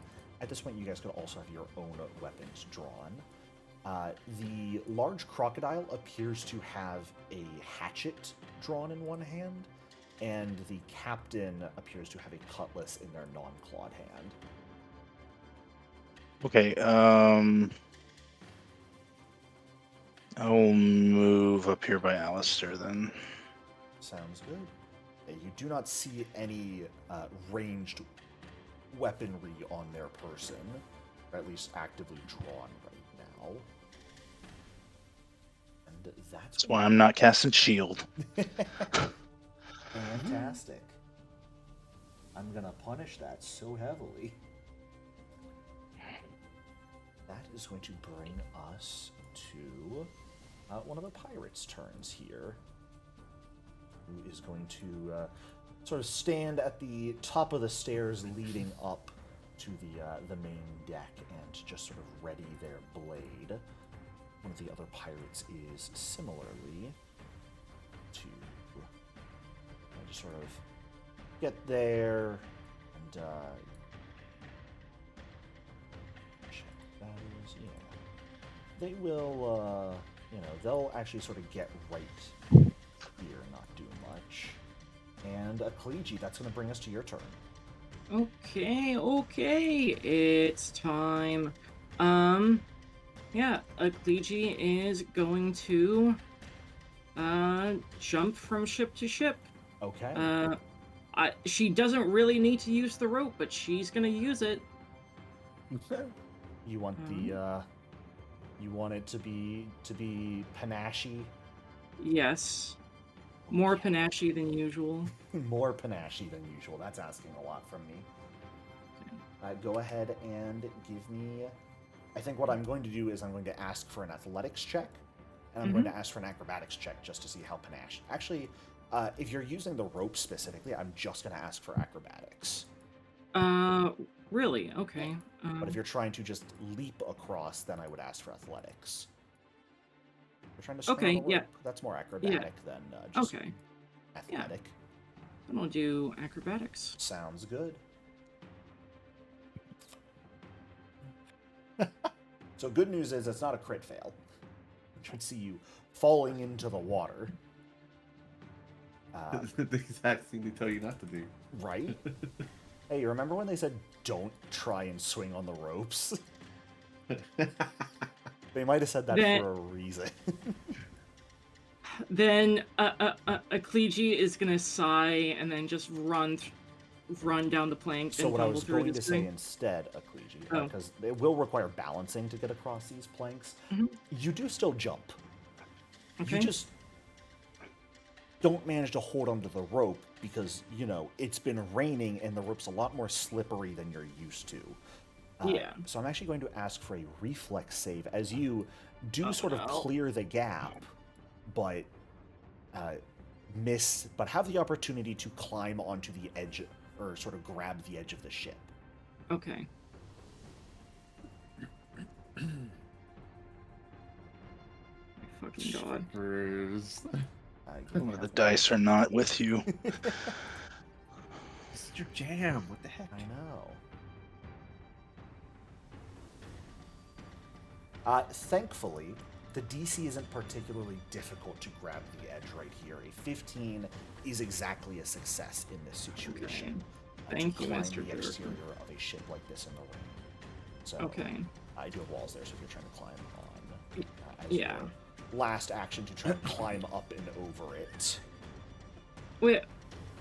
Expect the path. Oh, I don't even have one action left. Oh no, I thought. Well, a jump is 2 actions. Is it Yeah, you're right. Oh not? So my this, god. a run and jump is a. This is so embarrassing. The Kliji jumps majestically trying to cross. Absolutely slams into the side of the Daemon's Vengeance and just has to sort of sheepishly crawl up over the railing and draw your blade and get ready to fight. That is going to bring us to one of the other pirates. Who's 5.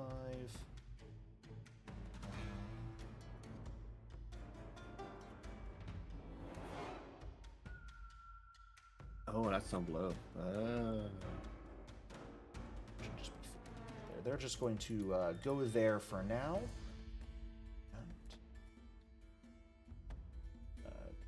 And I'll stay back slightly. That is going to bring us to someone who might actually get to make an attack this turn. As they are going to come rushing over and get up next to you, Akliji, and go to swing their cutlass at you. And to make a hit. I'm about to get nat 20'd. Yeah. Nope, an exact 20 though. Ah. For a mild 5 points of slashing damage. But it's, as you hoist yourself up over the railing and like hop on deck drawing your saber, you don't quite draw it fast enough as this person runs up and slashes across your upper arm. Yeah. Drawing some blood. But River, that's going to bring us over to you.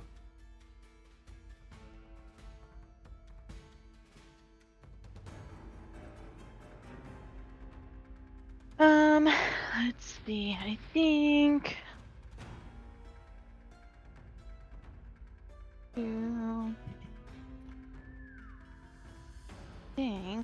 what we're gonna do here.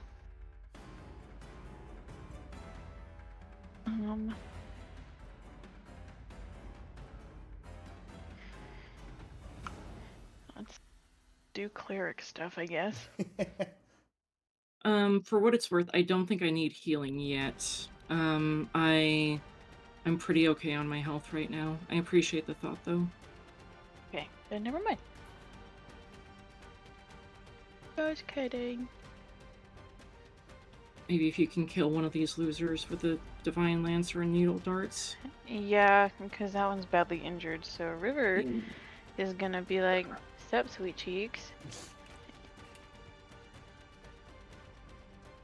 They're just, they don't actually even really bother responding. They just sort of growl and prepare to swing at you. Jokes on you, I'm into that. So let's do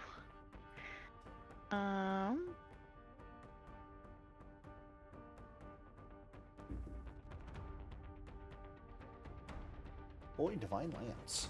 Love it. Deck their spirit. That unfortunately is not gonna hit. well, joke's on you, I have a fucking hero point. Well, that is a joke on me, isn't it? That is a That is a double hit. joke. Heh heh heh heh. Go ahead and roll your damage. Alright, Decent not damage? bad damage at all. Not enough Damn to it. bring him down, though. As you launch the magic out them, it causes them to stagger backwards, but they just allow themselves to look forward furiously and continue to prepare their weapon to fight. You've got one Okay, action then left. with one action left, you're gonna take my fucking healing and you're gonna like it. God Well, damn it. one action is only a touch. Touch so spell. Son of a bitch! you could heal yourself, but I'm not sure you want to waste that. Um, No. I'd appreciate it guidance from you if that's what you want to do. Oh if yeah, you don't- I'll do that. Good old guidance. Yeah, thank you. I appreciate it. Welcome. All Actually, right. That's a big fat lie, and I'm sorry, Allie, but I think I'm gonna guidance Alistair because he's Oh. next. Fair enough. Yeah, fair enough. Thank you. Oof. All right. Go ahead and grab your guidance, Alistair. And River said it perfectly themselves. It's your turn. Yeah. All right. It's time for an overdrive use. Wahoo! Let's do. It's been a while since I've seen Oh. this because you're the only Oh, inventor in any of my games, and hot damn, what a way to start. Oh. Yeah. Critical overdrive, baby. Love to see it. You did Now not use protect your the guidance on captain. that, correct? I did not know. Okay. I'm gonna focus on the guy closest to me because I'm protecting the captain who is already injured. You're all kind of injured right now. So I'm gonna shoot stash. All right. I'm gonna save that dice for my second attack. Fair enough. It's a hit with the first one. Overdrive putting in work. Yeah, Don't forget to use guidance. I'll use on So this he's one. using it on his next attack. Oh, I'm sorry. I'm brainless. What'd you get for stepping away? I'll Guidance use made a it not a hero. crit fail. Yeah, all right, well I'll use a hero point. Okay. 'cause I got 3 of them. Woo! Oh! Get wrecked, nerd. Well then. Yeah. This guy was like coming forward, charging with their cutlass. They looked like they were about to try and board, and the bolt just instantly, like, first one hits one shoulder, like their right shoulder, sending them stumbling a little bit. The other one hits their other shoulder and launches them back just over the railing as they tumble down dead. Excellent. Fantastic. All right. I believe that does it for your turn. That is my turn. That is going to bring us finally to this person right here who gets to go last. What an idiot. They are going to go ahead and make an opening threat. They already have their cutlass drawn, but they get to demoralize. So they are going to attempt to demoralize you, Ecclegi.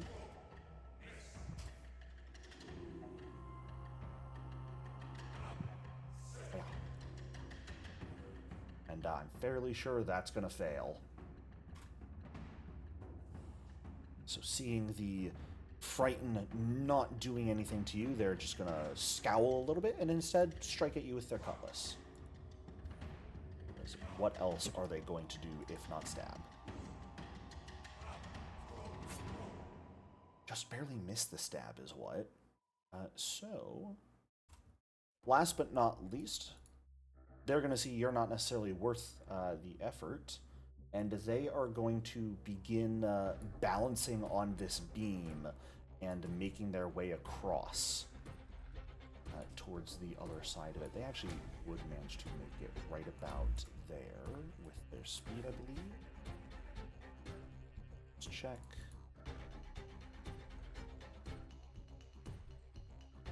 Yeah, they'd be able to make it just barely there. So, River, you can see this person like crossing the board, dashing across it towards you, blade drawn. But they're also very injured, and they don't quite manage to hop down onto the deck. But Kim, that's going to bring us over to you. Okay then. Near death, eh?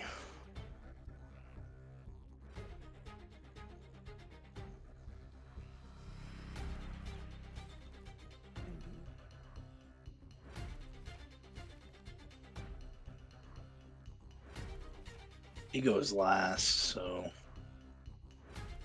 River can probably just kill him. I'm gonna focus on this one nearest to Alistair and I. Sure. Can I see him? Yeah. Okay. Yeah. I'm gonna go ahead and... It's only like 5 feet down, so like you can see enough of him to target him without much issue. Alright, I'll frostbite him. Stop with the saves, man.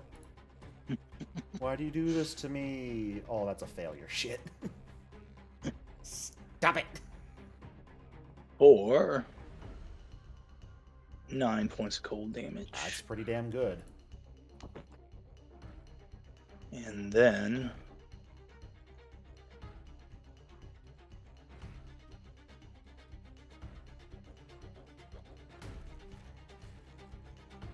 did I do it to him? Yeah, I'm gonna send my staff flying at him. Nice. Okay.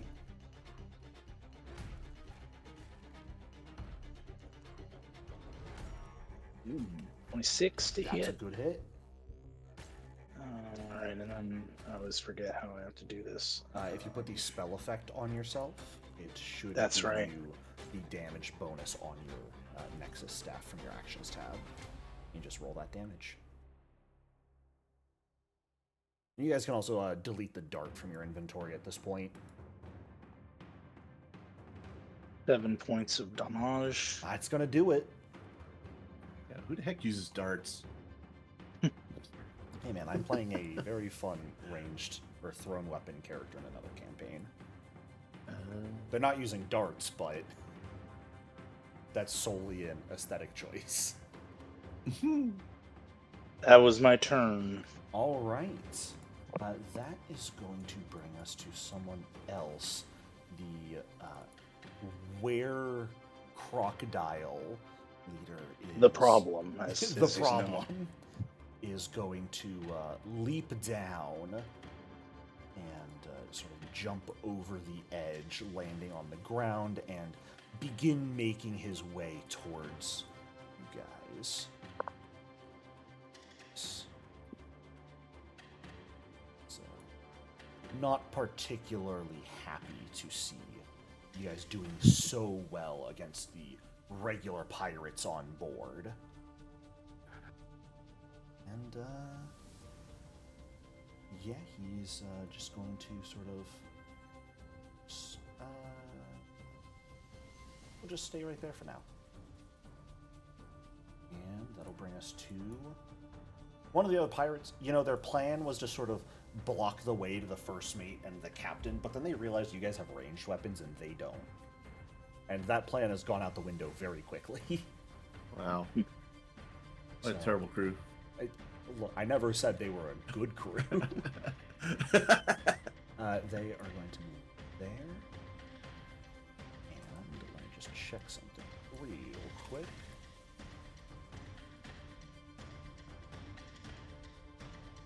Should just permanently have this up at this point. Alright, they are going to attempt a long jump from here, I believe.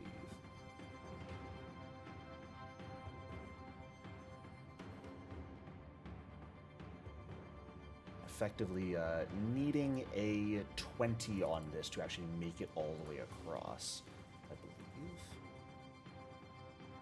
Natural one. Nope, Natural that's a one. 19. So little they short. succeeded at the base DC. So they are able to make it all the way to the other side, but they are going to need to make a reflex save to actually hold on because they do not land on the other side of the ship. And they managed to catch the edge just fine. So this person is hanging off the edge and is absolutely going to be off guard because of that. I'm effectively just going to put prone on them so we know they have to spend an action to get up. Ecclesi, you are on the other ship. You have a pirate right next to you. You also have one that has run past you and is balancing on the plank, seemingly going after River.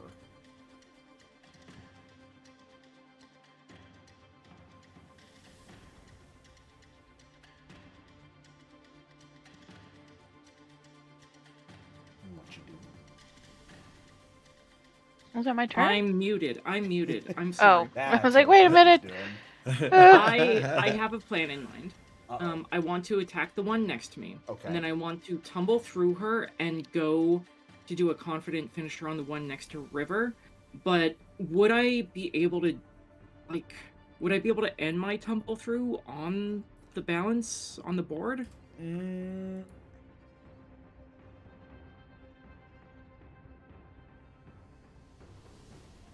Probably not as written, Okay. but I'll let you do it with a higher Yeah. DC.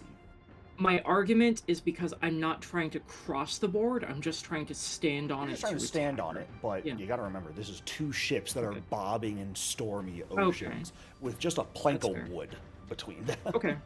So I'm gonna let you Okay. try it. I'm not gonna Okay, make any thank you. promises it'll go well. Okay. I'm gonna go ahead and make the attack on the one next to me. Okay, That pretty is good. indeed a hit. Okay. Okay. Okay, and then I'm going to attempt the tumble through.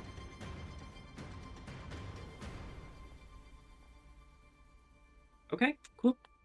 And since I'm a swashbuckler, of course, I have an absurd amount of speed. So I'm going to... do you want me to roll acrobatics to be able to end my tumble through on the plank? No, I was just increasing the DC. Okay, of okay, it, okay. Which Cool. that Okay. will succeed enough, so you are able to end your movement there. I will Okay, allow. and then here comes the confident finisher. Sounds good. Actually, let me check the sweep trait real quick. When you... You should get the +1 to hit from it. Yeah. Cool. I wasn't sure if like I had to have stayed Now, still or whatever. what I should also do, I was going to say before you attack, I'm sorry. this guy's off guard to you right now because they are on a narrower, uneven surface. So Okay. while you guys are on these beams, you will be off guard. But that will hit either way. Does not turn it into a crit. Aww. You think you'd crit these guys on a 12, or you'd hit them on a 12 if they're flanked? But this is going to cut his leg off and cause him to fall into the ocean just fine. Oh, that, ooh, ow, sorry. You, like, slice right across probably the calf as you're, like, you tumble onto the plank, stand up, and slice at the same time. Yeah. Catch his calf and slice directly through the muscle, biting into the bone, and he immediately becomes unable to share his weight on that and collapses. And because he's on an uneven plank that's moving and he had to struggle to balance, he just immediately tumbles off into the water, not able to even try and grab an edge. Don't be a jerk next time and it won't happen. Wilhelm scream. That is going to bring us to one of the other pirates. Don't forget to get rid of your panache, Cleegee. Oh, yes. Thank And you. they're just gonna move. Yes.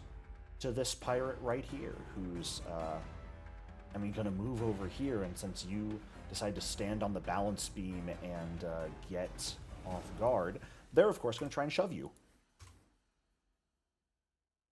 And try and push you off the edge. No, not like this.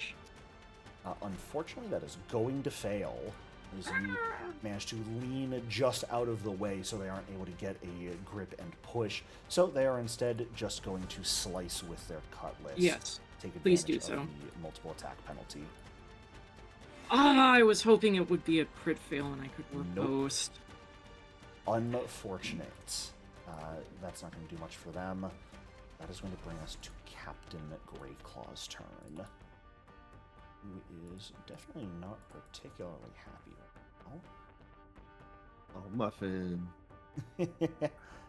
And is going to just stride down as well. The wheel sort of lashed in place at the moment. And River, that's going to bring us to you.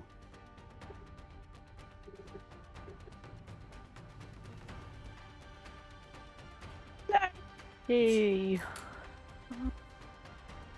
This guy over here is trying to board? Yep, they jumped, didn't quite make it all the way, so they're like climbing up over the railing right now. Don't you dare. How could you do such a thing? That's cruel and unusual. In your games, never. Also, fun little thing, you don't always have to measure to someone directly. If you are selected on your token, when you hover over someone, it'll tell you the distance to them. Oh, the neat. like Okay. injured, uninjured text is overlapping with that right now, a bit unfortunately. Oh, I see. Okay. Cool beans. All right. That just makes Thank it a little you easy. for quality of lifing that, because if you haven't noticed in our Bloodlords games, we struggle best with that all the time. Yeah, Let's see. I got you guys. I'm a caring GM. Now.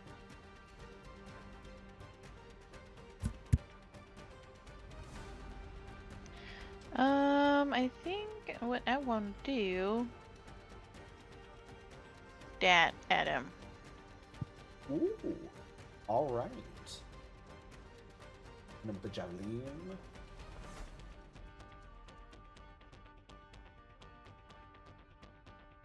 And that's a hit. Unfortunately, not quite a crit, even with them off guard from trying to climb up and over. But that is going to be quite a lot of damage and some persistent damage. That's going to not give them long to survive. All right. I think I can cast Guidance again. You can indeed, as long as it's not on Alistair. Yeah. Oh, Guidance Kinrail. Sounds good. Congratulations. All right, go ahead and grab that guidance, Kin.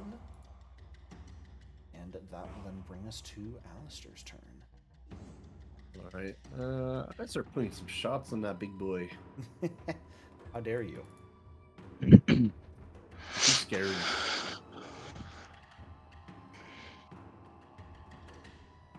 That's a hit. Yo, suck it. He's a big target, nice and easy. All right. Got 2 more shots in this thing. Let's go. That's a miss. I have 2 hero points, so I already rolled that.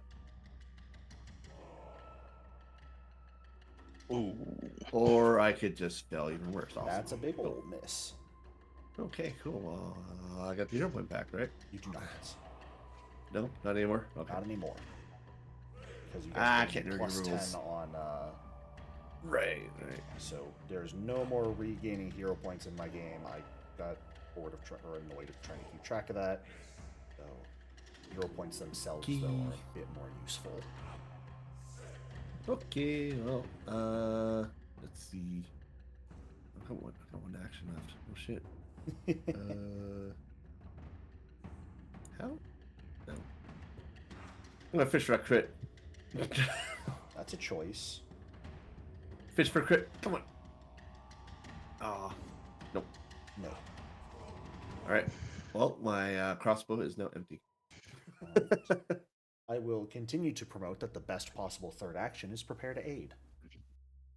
You know, I could have done that, but I didn't. Kin, that brings us to you. Okay.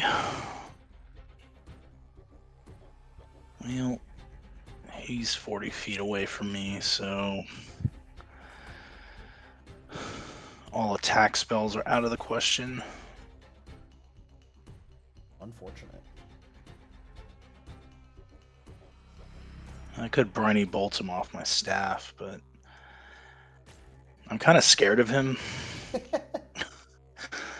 So Fair. I'm going to cast Grease. Ooh. This is an enemy with a known kill count, so being scared makes sense. So I'm going to do an area, Okay. and has to be 4 contiguous squares. Yes, and then within 30 feet of you. Correct. Is this plank like basically all 4 of the squares that it's in? Or? It's mostly this one and this one. It's effectively just 2 squares. All right, I'll be like, Alistair, don't cross on this plank, and then I'll cast Grease on this square, this square, this square, and this square. Sounds good. You got him. Like that. Yep. All right. And then 1 action left.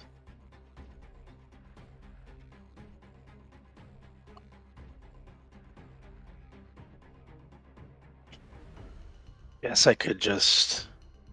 I really want to make use of guidance, so I'll Actually, I don't think I can. My bird's with me, right? Yeah, I'd imagine Serge's with you. Sorry, I just haven't put I, it on. yeah. I just think I would have to.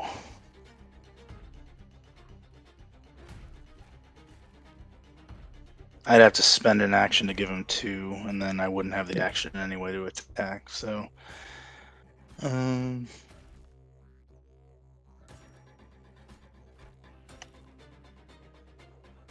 You're always prepared to aid someone. You can move. yeah, would I be able to use guidance on the roll though? Aid? As long Probably as it's a not. reaction, so if you're aiding someone who's going to go before River's next turn, then yes. So you are effectively. All right, I will aid a Aid. Kleegi. Sure. Yeah, that's what I'll do. All right. What are you planning to aid? An attack roll, a movement? Her attack roll. Sounds good. Sounds good. Sounds good. All right. That is going to bring us to Ragnarok Mudhive himself.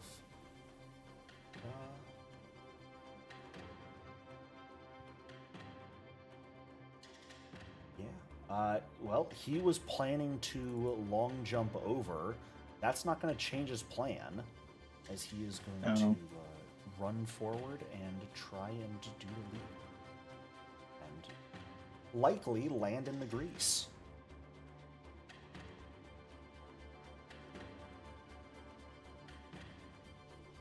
Yeah, he will ignore that. Land right about there with his jump, which does have him land in the grease, so that's a reflex save from him.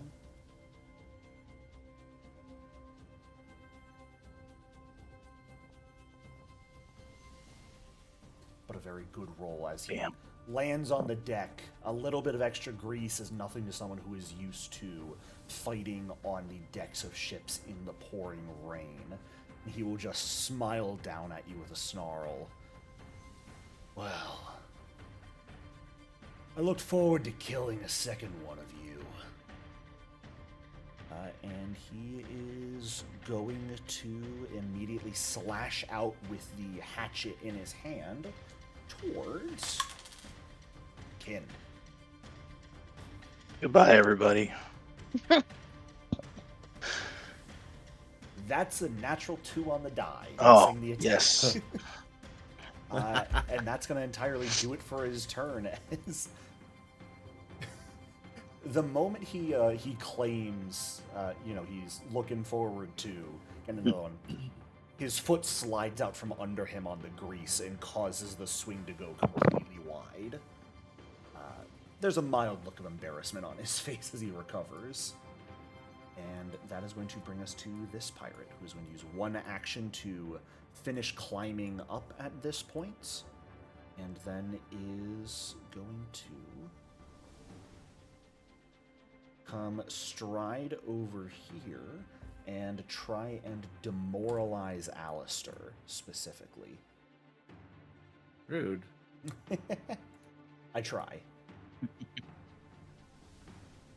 Unfortunately, that's a 3 on the die, and that is not going to do anything. So, Akleji, you have an enemy next to you as this person continues to sizzle from River's electricity, but it also looks like some major foes are getting close to some of the squishier members of your group.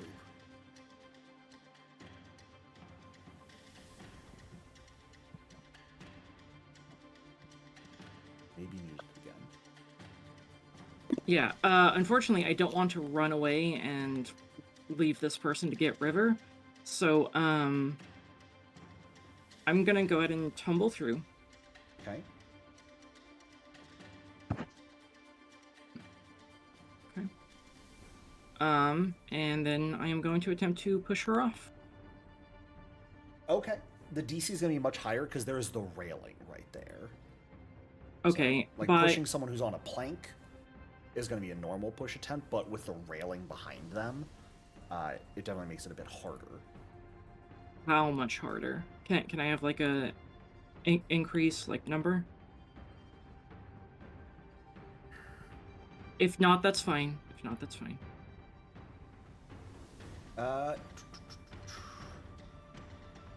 Probably in this case, a +2 to the DC. A +2? Okay. Okay. Why am I thinking I need to shove? I can just reposition. Yeah, so I'll end over here instead, and I will attempt to grab her and throw her off the. It's same thing. There's gonna be the Yeah, DC yeah, penalty. yeah, Okay. yeah. No, yeah, that's fine. That's fine. Okay. So I'm gonna aid this, I guess. This is an attack.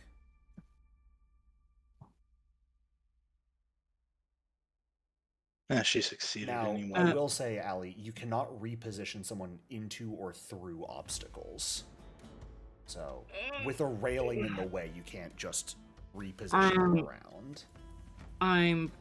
Okay. Can we take that roll and say that I shoved from here in that case? Yes, give me one moment. Oh, okay. Thank you. I'm sorry. Allow it.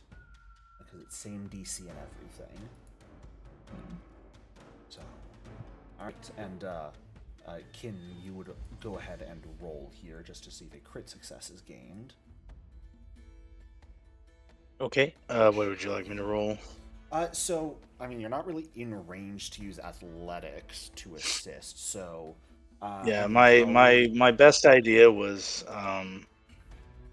because shield is one action, I put a shield on his like lower legs so that he trips over that, but I love that, yeah. I'll allow Arcana for that. alrighty. And I'm using guidance on this. Here we go. It's a regular It's a success, but so the +1 to your roll will not turn it into a crit success, Ecclegi, but you do manage to shove them over the railing. Okay. And you may stride after them up to 5 feet if you would like. Yes. Yes. And they are going to get their reflex save to grab an edge. Natural one. Natural one. Which is a success. So Okay. they're effectively going to be prone as they are holding onto the edge as they have been shoved backwards and effectively tripped up over the railing. Okay. Then I'll go ahead and... Oh god, I just did a very dumb thing. No. Okay, never mind. I didn't do a very dumb thing. Okay. I'm going to try to confident finisher. Because while I think it would be funny to try and just shove again, I worry about the consequences of crit failing that. Yeah. Okay. Yeah, If you confident crit fail, finisher. they're grabbing your arm and pulling you over the edge with them. Not Okay. a hit, unfortunately, but hey, you do still get the half precise strike damage. I'll use my last hero point on this. Alright, that is a choice. Makes it a hit. Okay. But no hero points left with the heavy hitters still to come. Yeah, I know, but I'm hoping to like just get rid of this one as quickly as possible so I can go. Well, thankfully you do, and Yeah. there are now 2 enemies that have fallen off the ships into the water due to Ecclegi's antics. Yeah. Okay, that's the end of my turn. Alright, that is going to bring us to the last remaining regular pirate. Actually, never mind, there's 2 remaining regular pirates. Where's the other? There's this one right down here and the one up here. Speaking of this one down here, they're going to come do the exact same thing to you, Ecclegi. They're going to rush up and push you. Oh.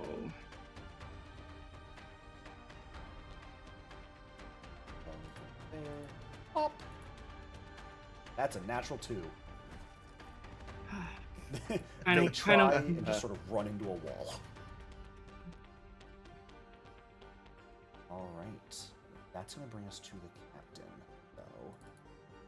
Elizabeth Greyclaw herself, who I'm going to allow everyone to go ahead and give me a perception check right now. They would like Perception-roni. to see what you can notice. Her arm's a gun. No. It's a cannon. Yeah, Ecclesia and Alistair, some things give you a moment that you notice a couple things. First and foremost, you notice that in the claw, actually, there is what looks to be a vial holding some sort of icy blue liquid. The cutlass appears to be electrified, with sort of like electrified wire running down the blade. And you also can see, like, her arms and legs that aren't directly covered by armor appear to have taken on this sort of, like, rocky texture somehow. Okay. So, Interesting. she's definitely doping in this fight. She has that thing on her weapon that lets you put your bombs into it.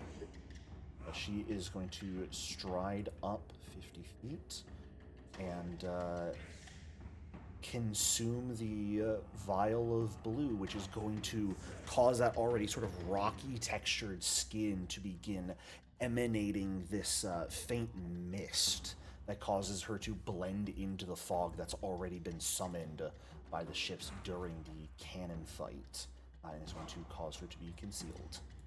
Why does she get to pre-buff? She didn't. I've had her use her actions in the previous rounds to draw and drink things. Yeah, I know. I'm keeping the action economy. There be no pre-buffing in my games. River, you're up, and then Alistair. And after that, we are going to end session at the top of the round. With very likely just the big guys left. Okay, I think that little dummy that managed to get up on the fucking, what you call it? Deck. On deck, yeah, thank you.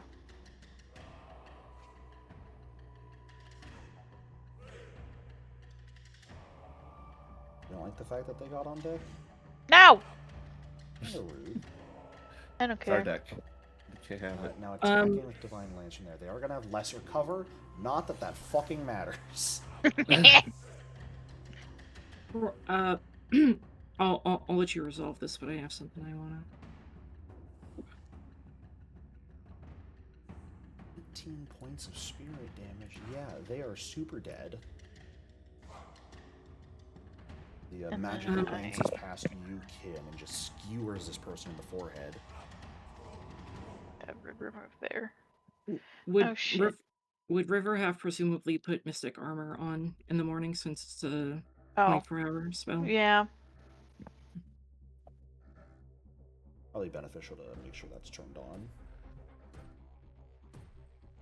I guess. Sorry. And Alistair.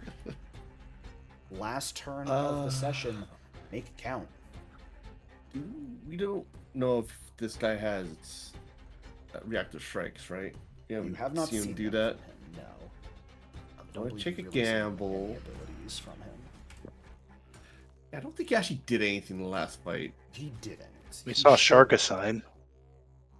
But Yeah. that wasn't even necessarily him. It was actually the Captain Greyclaw. He was just kind of there blocking an exit.